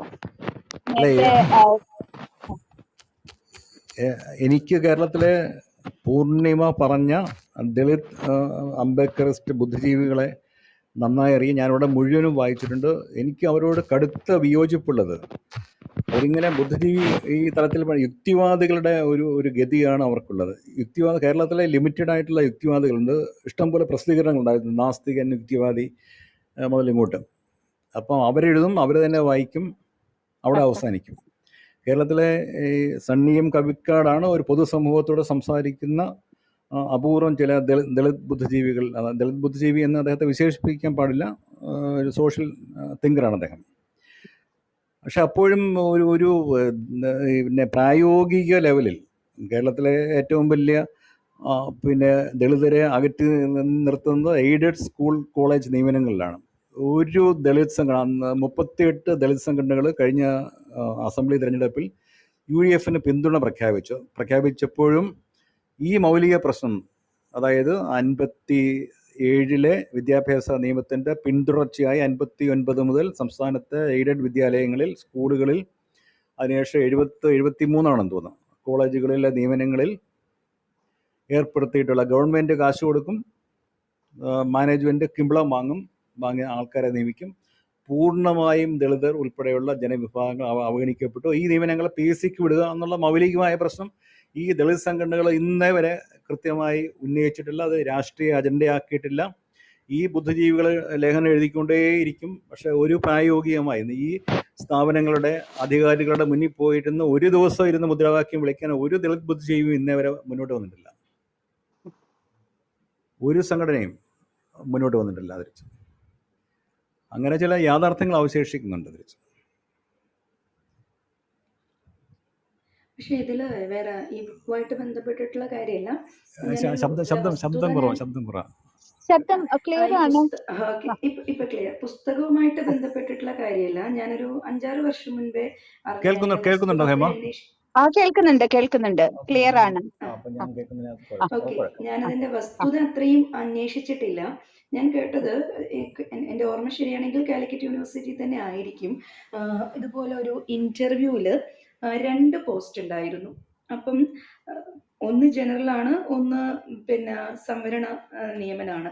അപ്പൊ പക്ഷെ ഇന്റർവ്യൂ കോമൺ ആയിട്ടായിരുന്നു നടക്കുന്നുണ്ടായിരുന്നത്. അപ്പം ഇന്റർവ്യൂവിൽ ശരിക്കും 1ാം റാങ്കിൽ എത്തിയിരിക്കുന്നത് സംവരണ വിഭാഗത്തിൽപ്പെട്ട ഒരാളാണ്. അപ്പം അന്ന് യൂണിവേഴ്സിറ്റിയിൽ നിന്ന് ഇന്റർവ്യൂ നടത്തിയ ഒരാൾക്ക് പ്രഷർ ഉണ്ടാവുകയാണ്. എൻ്റെ സുഹൃത്താണ്. പ്രഷർ ഉണ്ടാവുകയാണ്. കാരണം ഇയാളെ സംവരണ വിഭാഗത്തിൽ അപ്പോയിന്റ് ചെയ്താൽ 2ാം റാങ്ക് കിട്ടിയ ജനറൽ കാറ്റഗറിയിൽ വരുന്ന ആൾക്ക് ഇപ്പുറത്തും അപ്പോയിന്റ്മെന്റ് കൊടുക്കാം. അപ്പോൾ ഇവര് ശക്തിയുക്തം അതിനെതിരെ വാദിക്കുകയാണ്. കാര്യം എന്ന് വെച്ച് കഴിഞ്ഞാല്, അപ്പം ഈ 1ാം റാങ്ക് കിട്ടിയ ആള് ശരിക്കും 1ാം റാങ്ക് ആണല്ലോ, പക്ഷെ അയാൾക്ക് സംവരണ തത്വങ്ങൾ പാലിച്ചുകൊണ്ട് അപ്പോയിന്റ്മെന്റ് കൊടുക്കുമ്പം അയാൾ ജീവിതകാലം മുഴുവൻ കേൾക്കേണ്ടി വരുന്നത്, നിനക്ക് സംവരണത്തിലൂടെയല്ലേ വന്നത്, നിനക്ക് മെറിറ്റ് ഉണ്ടായിട്ടല്ലല്ലോ എന്നൊരു ചോദ്യം അയാൾ ജീവിതകാലം മുഴുവൻ കേൾക്കേണ്ടി വരും. നേരെ മറിച്ച് യോഗ്യതയിൽപ്പെടണം. അപ്പൊ ഇത്തരം ചില പ്രശ്നങ്ങളും നമ്മുടെ സമൂഹത്തിൽ ഉണ്ട് എന്നുള്ളത്. അതുപോലെ തന്നെ ഇപ്പൊ നേരത്തെ നമ്മൾ ഉപയോഗിച്ചൊരു വാക്ക് തന്നെ കീഴാള പഠനങ്ങൾ എന്നുള്ളൊരു വാക്കാണ്. പക്ഷെ ഇവിടെ കീഴാളൻ എന്നുള്ള വാക്ക് ഉപയോഗിക്കുമ്പോൾ മേലാളൻ എന്ന മറ്റൊരു എതിർവാക്കുണ്ട്. മേലാളൻ എന്ന് പറയുന്നതിന് ഒരു അപ്പർ ഹാൻഡ് ഉണ്ട്. ഇതാര് എന്ന ചോദ്യം പറയുമ്പോഴും ഈ വാക്കിൽ തന്നെ നമ്മൾ ജാതീയമായ ഒരു അടിച്ചമർത്തലുണ്ട്. അപ്പൊ ഇത്തരത്തിലുള്ള പഠനങ്ങൾ കേരളത്തിൽ ഇപ്പോൾ നടക്കുന്നുണ്ട് എന്നാണ് ഞാൻ നേരത്തെ ഉദ്ദേശിച്ചത്. ഓക്കെ. ഈ തുൾജാപൂരിൽ അദ്ദേഹം പിന്നെ അവിടെ ക്യാമ്പസ് മേധാവിയായിട്ട് പ്രവർത്തിച്ചല്ലോ. ആ സാഹചര്യത്തില് അദ്ദേഹം പറഞ്ഞ ഒരു കാര്യം, അത് ഇത്തിരി ശ്രദ്ധേയമായിട്ട് എനിക്ക് തോന്നി. അതായത് വിയോജിപ്പുകള് നമ്മള് പരസ്യമായിട്ട് തന്നെ പറയണം എന്നുള്ളതാണ് അദ്ദേഹത്തിന്റെ ഒരു നിലപാട്. അപ്പോ അതിനെ പറ്റിയിട്ട് അദ്ദേഹം പറയുന്നുണ്ട്. അതായത് പഠിപ്പിക്കുന്ന വിദ്യാർത്ഥികളോട് വിയോജിപ്പിൽ നിന്നാണ് കാര്യങ്ങൾ പഠിക്കുന്നത്, അതുകൊണ്ട് വിയോജിപ്പുകൾ ഉണ്ടെങ്കിൽ അവിടെ സംസാരിക്കണം എന്ന് പറഞ്ഞു. പക്ഷെ ക്ലാസ്സിലെ ഒരു വിദ്യാർത്ഥി ക്ലാസ് കഴിഞ്ഞ് അദ്ദേഹത്തിനോട് ചെന്ന് പറയുകയാണ്, അതായത് അഭിപ്രായ വ്യത്യാസമുണ്ട്, എനിക്ക് പറഞ്ഞതിൽ അഭിപ്രായ വ്യത്യാസമുണ്ട്, താങ്കളുടെ ഈ പ്രതികരണത്തിൽ നിന്ന് തന്നെ നിങ്ങൾ എന്താണ് പറഞ്ഞത്, ഞാൻ പറഞ്ഞത് ശരിയാണെന്ന് നിങ്ങൾ തെളിയിച്ചു കഴിഞ്ഞു എന്നാണ് അദ്ദേഹം അതിന് പ്രതികരിക്കുന്നത്. അത് ഭയം ജന്മസിദ്ധം എന്ന് അദ്ദേഹം ആദ്യം മുതലേ പറയുന്നുണ്ട്. സത്യം. അദ്ദേഹത്തിന്റെ അനുഭവത്തിൽ നിന്നാണ് ഓരോ കാര്യങ്ങളും അദ്ദേഹം പറയുന്നത്. ഇപ്പൊ ഇവിടെ പറയുന്നുണ്ടല്ലോ, ലോകക്രമം പിന്നെ സെക്കൻഡ് വേൾഡ് വാറിന് ശേഷം ലോകക്രമം മാറുമ്പോൾ ഇന്ത്യ എടുത്ത സാമ്പത്തിക നിലപാട്, മിക്സഡ് ഇക്കോണമി, അത് ശരിയല്ല എന്നുള്ളത് അദ്ദേഹം പറയുന്നുണ്ട്. അതിന്റെ ആ മിക്സഡ് ഇക്കോണമി നമ്മൾ നിലനിർത്തുന്നത് മുതലാളിത്ത രാജ്യങ്ങൾക്ക് ആവശ്യമായിരുന്നു എന്നുള്ളത് കൊണ്ട് അവർ നമുക്ക് വേണ്ടിയിട്ട് സാമ്പത്തിക സഹായം ചെയ്തു. ചൈന വേറെ മാർഗമാണ് സ്വീകരിച്ചത്, പക്ഷെ ഇന്ത്യയെ ഇതിൽ തന്നെ നിർത്തണം എന്നുള്ളത് നിർബന്ധമായിരുന്നു എന്നൊക്കെ അദ്ദേഹത്തിന്റെ കാഴ്ചപ്പാടുകൾ. അദ്ദേഹം ഒരു വലിയ സാമ്പത്തിക ശാസ്ത്രജ്ഞൻ കൂടിയാണല്ലോ. അപ്പൊ അദ്ദേഹത്തിന്റെ കാഴ്ചപ്പാടുകളും നിലപാടുകളും ഒക്കെ ശരിവെക്കുന്ന കാര്യങ്ങൾ പിന്നീട് നടക്കുമ്പോൾ നമുക്ക് ഈ ഒരു പുസ്തകം നമ്മളെ ഒരുപാട് കാര്യങ്ങളിൽ വഴികാട്ടുന്നുണ്ട്. നേരത്തെ ഡോക്ടർ പൂർണിമ പറഞ്ഞതുപോലെ തന്നെ പല കാര്യങ്ങളിലും നമ്മളെ കണ്ണ് തുറപ്പിക്കുകയാണ് ചെയ്യുന്നത്.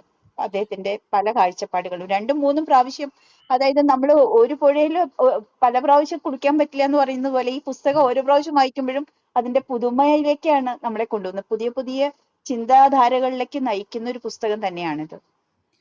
പരമ്പരാഗത സ്വത്തവകാശം അവസാനിപ്പിക്കണം എന്നാണ് അദ്ദേഹം നേരത്തെ പറഞ്ഞതിൻ്റെ ഒരു കണ്ടിന്യൂഷനായിട്ട് പല ആവർത്തി പറയുകയും അത് വിശദീകരിക്കുകയും ചെയ്യുന്നുണ്ട് തിരിച്ച്.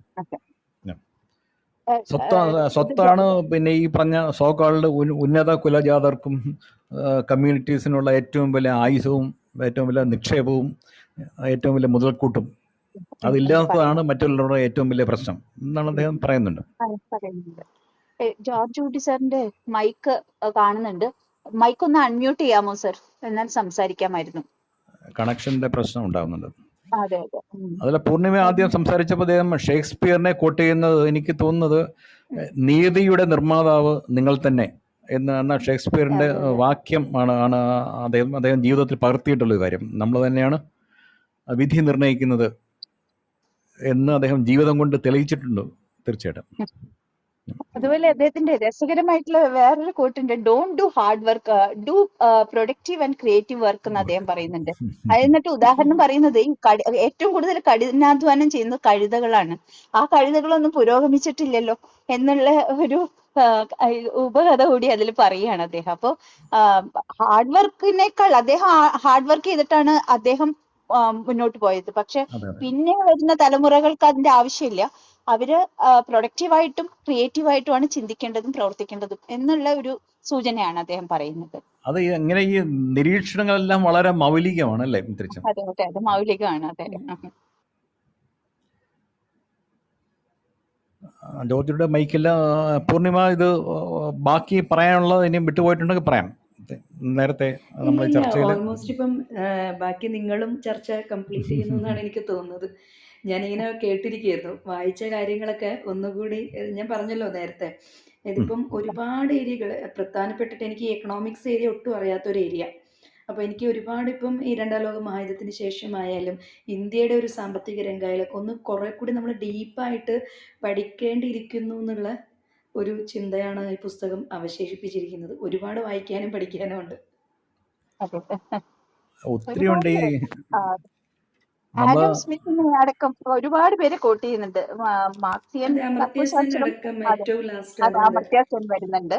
അതുപോലെ പിന്നെ ആഡം സ്മിത്ത്, അതുപോലെ വേറെ ഹേഗൽസിന്റെ, അങ്ങനെ നിരവധി പേരെ കോട്ട് ചെയ്തുകൊണ്ടാണ് അദ്ദേഹം സംസാരിക്കുന്നത്. അത് മാത്രമല്ല, വ്യക്തിക്ക് മീതെ രാഷ്ട്രീയ ഭരണകൂടം എന്തിന് എന്നുള്ള ഒരു വലിയ കാതലായിട്ടുള്ള ഒരു ചോദ്യം അദ്ദേഹം ചോദിക്കുന്നുണ്ട്.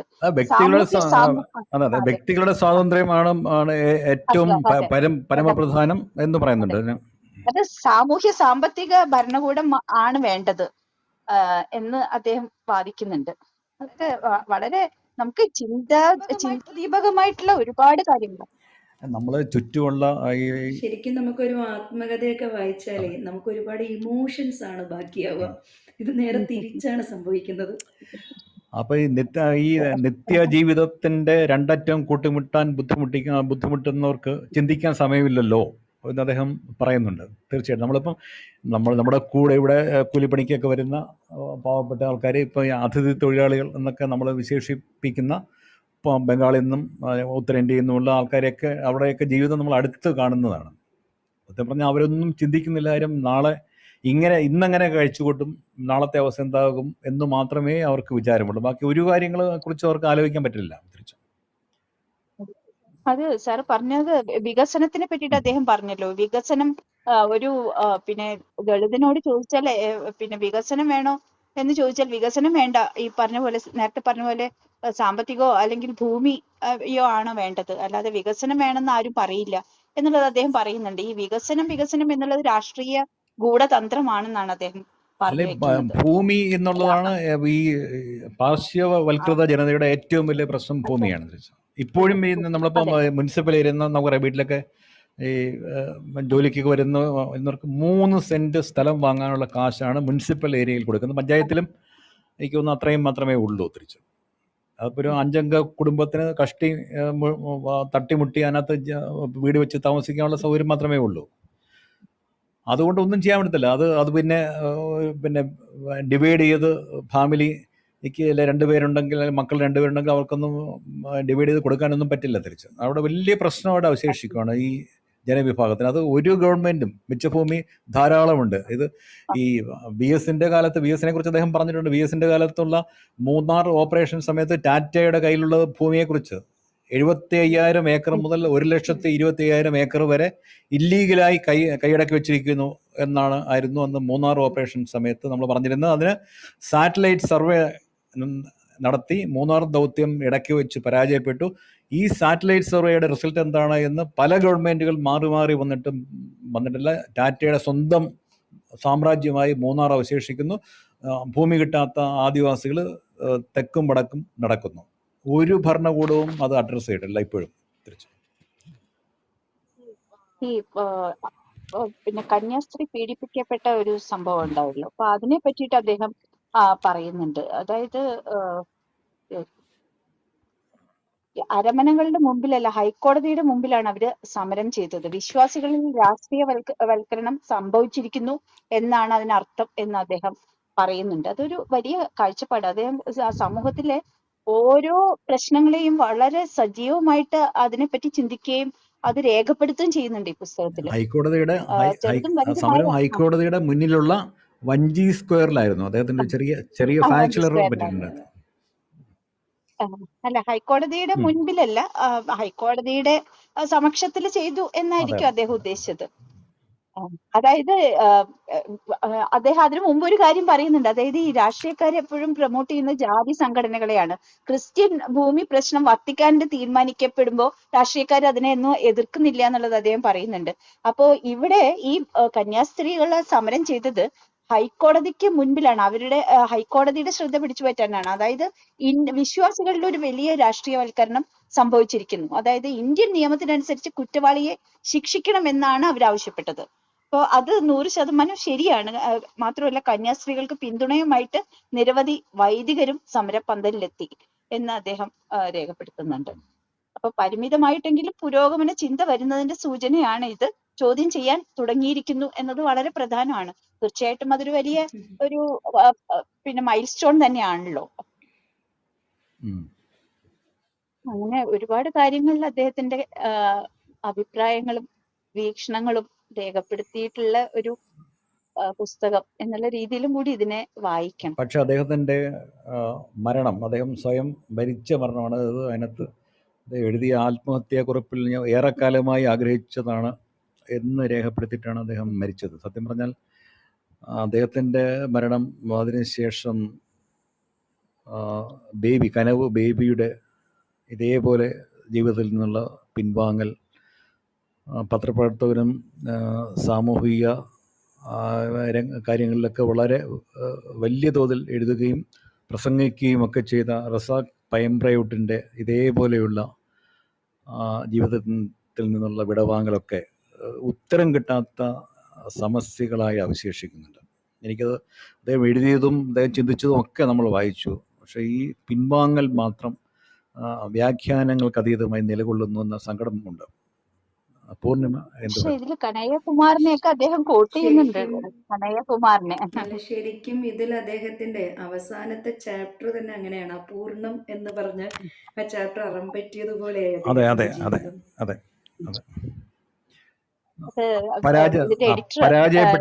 കണ്ണൻ രേഖപ്പെടുത്തുന്നുണ്ട്. അത് പരാജയപ്പെട്ടവന്റെ ചിന്തകളും രേഖപ്പെടുത്തപ്പെടണം എന്നാണ് അദ്ദേഹം പറയുന്നത്.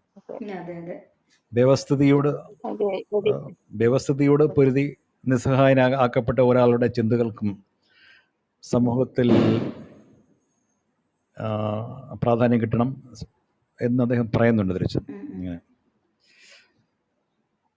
അത് എഡിറ്ററുടെ പിൻകുറിപ്പില് ഒരുപക്ഷെ അനുസരിക്കുകയും വിധേയപ്പെടാതിരിക്കുകയും ചോദ്യം ചെയ്യുകയും ധിക്കരിക്കുകയും ചെയ്യുന്ന ഒരു സാമൂഹിക സ്വത്വത്തെ ഈ ക്രൂരമായ സംവിധാനത്തിന് അഭിമുഖം വെക്കാനുള്ള പരീക്ഷണമാണ് അദ്ദേഹത്തിന്റെ ഭൗതിക ജീവിതം എന്ന് രേഖപ്പെടുത്തുന്നുണ്ട്. ഇത് സത്യം ശരിയായിട്ടും ഞാൻ എതിരുന്ന ആദ്യ പേര് കേട്ടപ്പം പി കേശവദേവിന്റെ ആത്മകഥയെ ആ പേര് അനുസ്മരിപ്പിക്കുക. എതിർപ്പ് എന്നാണ് കേശവദേവിന്റെ ആത്മകഥ, അല്ലേ? അതെ. ജീവിത സമരം കേരളത്തിലെ ഏറ്റവും കൂടുതൽ വായിക്കപ്പെട്ട ആത്മകഥകളിലൊന്നായ സി കേശവൻ്റെ ആത്മകഥയുടെ പേരാണ് ജീവിത സമരം. ചെറുവണ്ണയുടെയും അതെ അയ്യപ്പൻ്റെയും മകൻ്റെ ജീവിത സമരം എന്നല്ലേ അതിന് ഉപശീർഷകം ധരിച്ചു. അതെ അതെ അതെ അതെ ഉപശീർഷകമാണ്.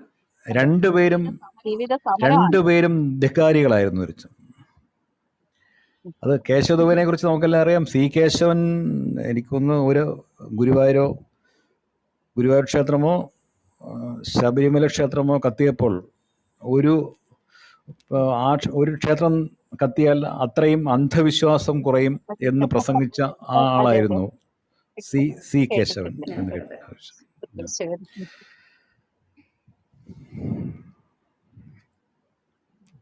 അങ്ങനെയൊക്കെയാണ് ഇതേപോലെയുള്ള നമ്മൾ അടിമമക്ക ഈ പരിപാടിയിൽ വരുന്ന അധ്യായങ്ങളിൽ ചർച്ച ചെയ്യുന്നുണ്ട്.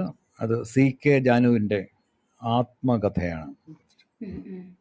ഇതിൻ്റെ ഒരു പിന്തുടർച്ചയായിട്ട് അടുത്ത ആഴ്ച ചർച്ച ചെയ്യണം എന്നുണ്ടായിരുന്നു. പക്ഷേ അത് അടുത്ത ആഴ്ച അത് ചർച്ച ചെയ്യാൻ പറ്റുന്നില്ല. അടുത്ത മാസം മെയ് അവസാനം അത് വിശദമായി ഈ സി കെ ജാനുവിൻ്റെ ആത്മകഥയും നമ്മൾ ചർച്ച ചെയ്യുന്നുണ്ട്. തിരിച്ചു അങ്ങനെ ജോർജ് കുട്ടിയുടെ മൈക്ക് കിട്ടിയില്ല എന്ന് തോന്നുന്നു അല്ലേ? അദ്ദേഹത്തിൽ നിന്ന് കുറച്ച് കേൾക്കേണ്ടതായിരുന്നു. നേരിട്ട് സംവദിച്ച കാര്യങ്ങളൊക്കെ അദ്ദേഹം പറഞ്ഞേനെ. അത് ഈ സാറ് കണ്ടിട്ടുണ്ട്. കാര്യവട്ടത്തെ അദ്ദേഹത്തിൻ്റെ വീട്ടിൽ നിത്യസന്ദർശകനായിരുന്നു. എൻ്റെ സീനിയറായിട്ട് കാര്യവട്ടത്തിൽ പഠിച്ചതാണ് ജോർജ് കുട്ടി. ജോർജ് കുട്ടി പഠിക്കുന്ന കാലത്ത് മുഴുവൻ കുഞ്ഞാമിൻ്റെ സാറിൻ്റെ അദ്ദേഹത്തിനോടൊപ്പം ചർച്ചകളിൽ അദ്ദേഹത്തിൻ്റെ സദസ്സുകളിലെ നിത്യ സാന്നിധ്യമായിരുന്നു. അപ്പോൾ അദ്ദേഹത്തിന് ഒട്ടേറെ കാര്യങ്ങൾ പറയാനുണ്ട് എന്ന് അദ്ദേഹം എന്നെ വിളിച്ച് പറയുകയും ചെയ്തിരുന്നു. പക്ഷേ ദൗർഭാഗ്യവശാൽ അദ്ദേഹത്തിൻ്റെ കണക്ഷൻ എന്തോ പ്രശ്നം കാരണം അദ്ദേഹത്തിന് സംസാരിക്കാൻ പറ്റിയിട്ടില്ല തിരിച്ച്. അപ്പോൾ നമുക്ക് അദ്ദേഹം സംസാരിക്കുന്നതിൽ ബാക്കി ആരും ഇല്ല എന്ന് തോന്നുന്നു. അങ്ങനെയാണെങ്കിൽ നമുക്ക് ഇത് ഈ അധ്യായത്തിന് അവസാനം കുറിക്കാം എന്ന് വിചാരിക്കുന്നു അല്ലേ ഹേമ? നമ്മൾ വളരെ ഗംഭീരമായ അവതരണം ഡോക്ടർ സി പൂർണിമയുടെ കേട്ടു. നമ്മൾ കുറച്ച് ചിന്തകൾ നമ്മളും പങ്കുവച്ചു. അപ്പോൾ നമ്മൾ ഈ അധ്യായം പുസ്തകലോകത്തിൽ ചർച്ച ചെയ്ത പുസ്തകം ഡോക്ടർ എം കുഞ്ഞാമൻ്റെ എതിര് എന്ന ആത്മകഥയാണ്. ഡോക്ടർ സി പൂർണിമയ്ക്ക് നന്ദി. ഇത് കേട്ട എല്ലാവർക്കും നന്ദി. പതിവ് പോലെ ഈ പരമ്പരയുടെ അടുത്ത അധ്യായം ഏപ്രിൽ 25-ാം തീയതി ശനിയാഴ്ച രാത്രി 7 മണിക്ക് അന്ന് ചർച്ച ചെയ്യുന്നത് ഫ്രാൻസിസ് നെറോണയുടെ മുണ്ടൻ പറങ്കി എന്ന കഥാസമാഹാരമാണ്. അത് ഡോക്ടർ എലൈനാണ് പുസ്തകം അവതരിപ്പിക്കുന്നത്. അപ്പോൾ എല്ലാവർക്കും ഒരിക്കൽ കൂടി നന്ദി, നമസ്കാരം, ശുഭരാത്രി.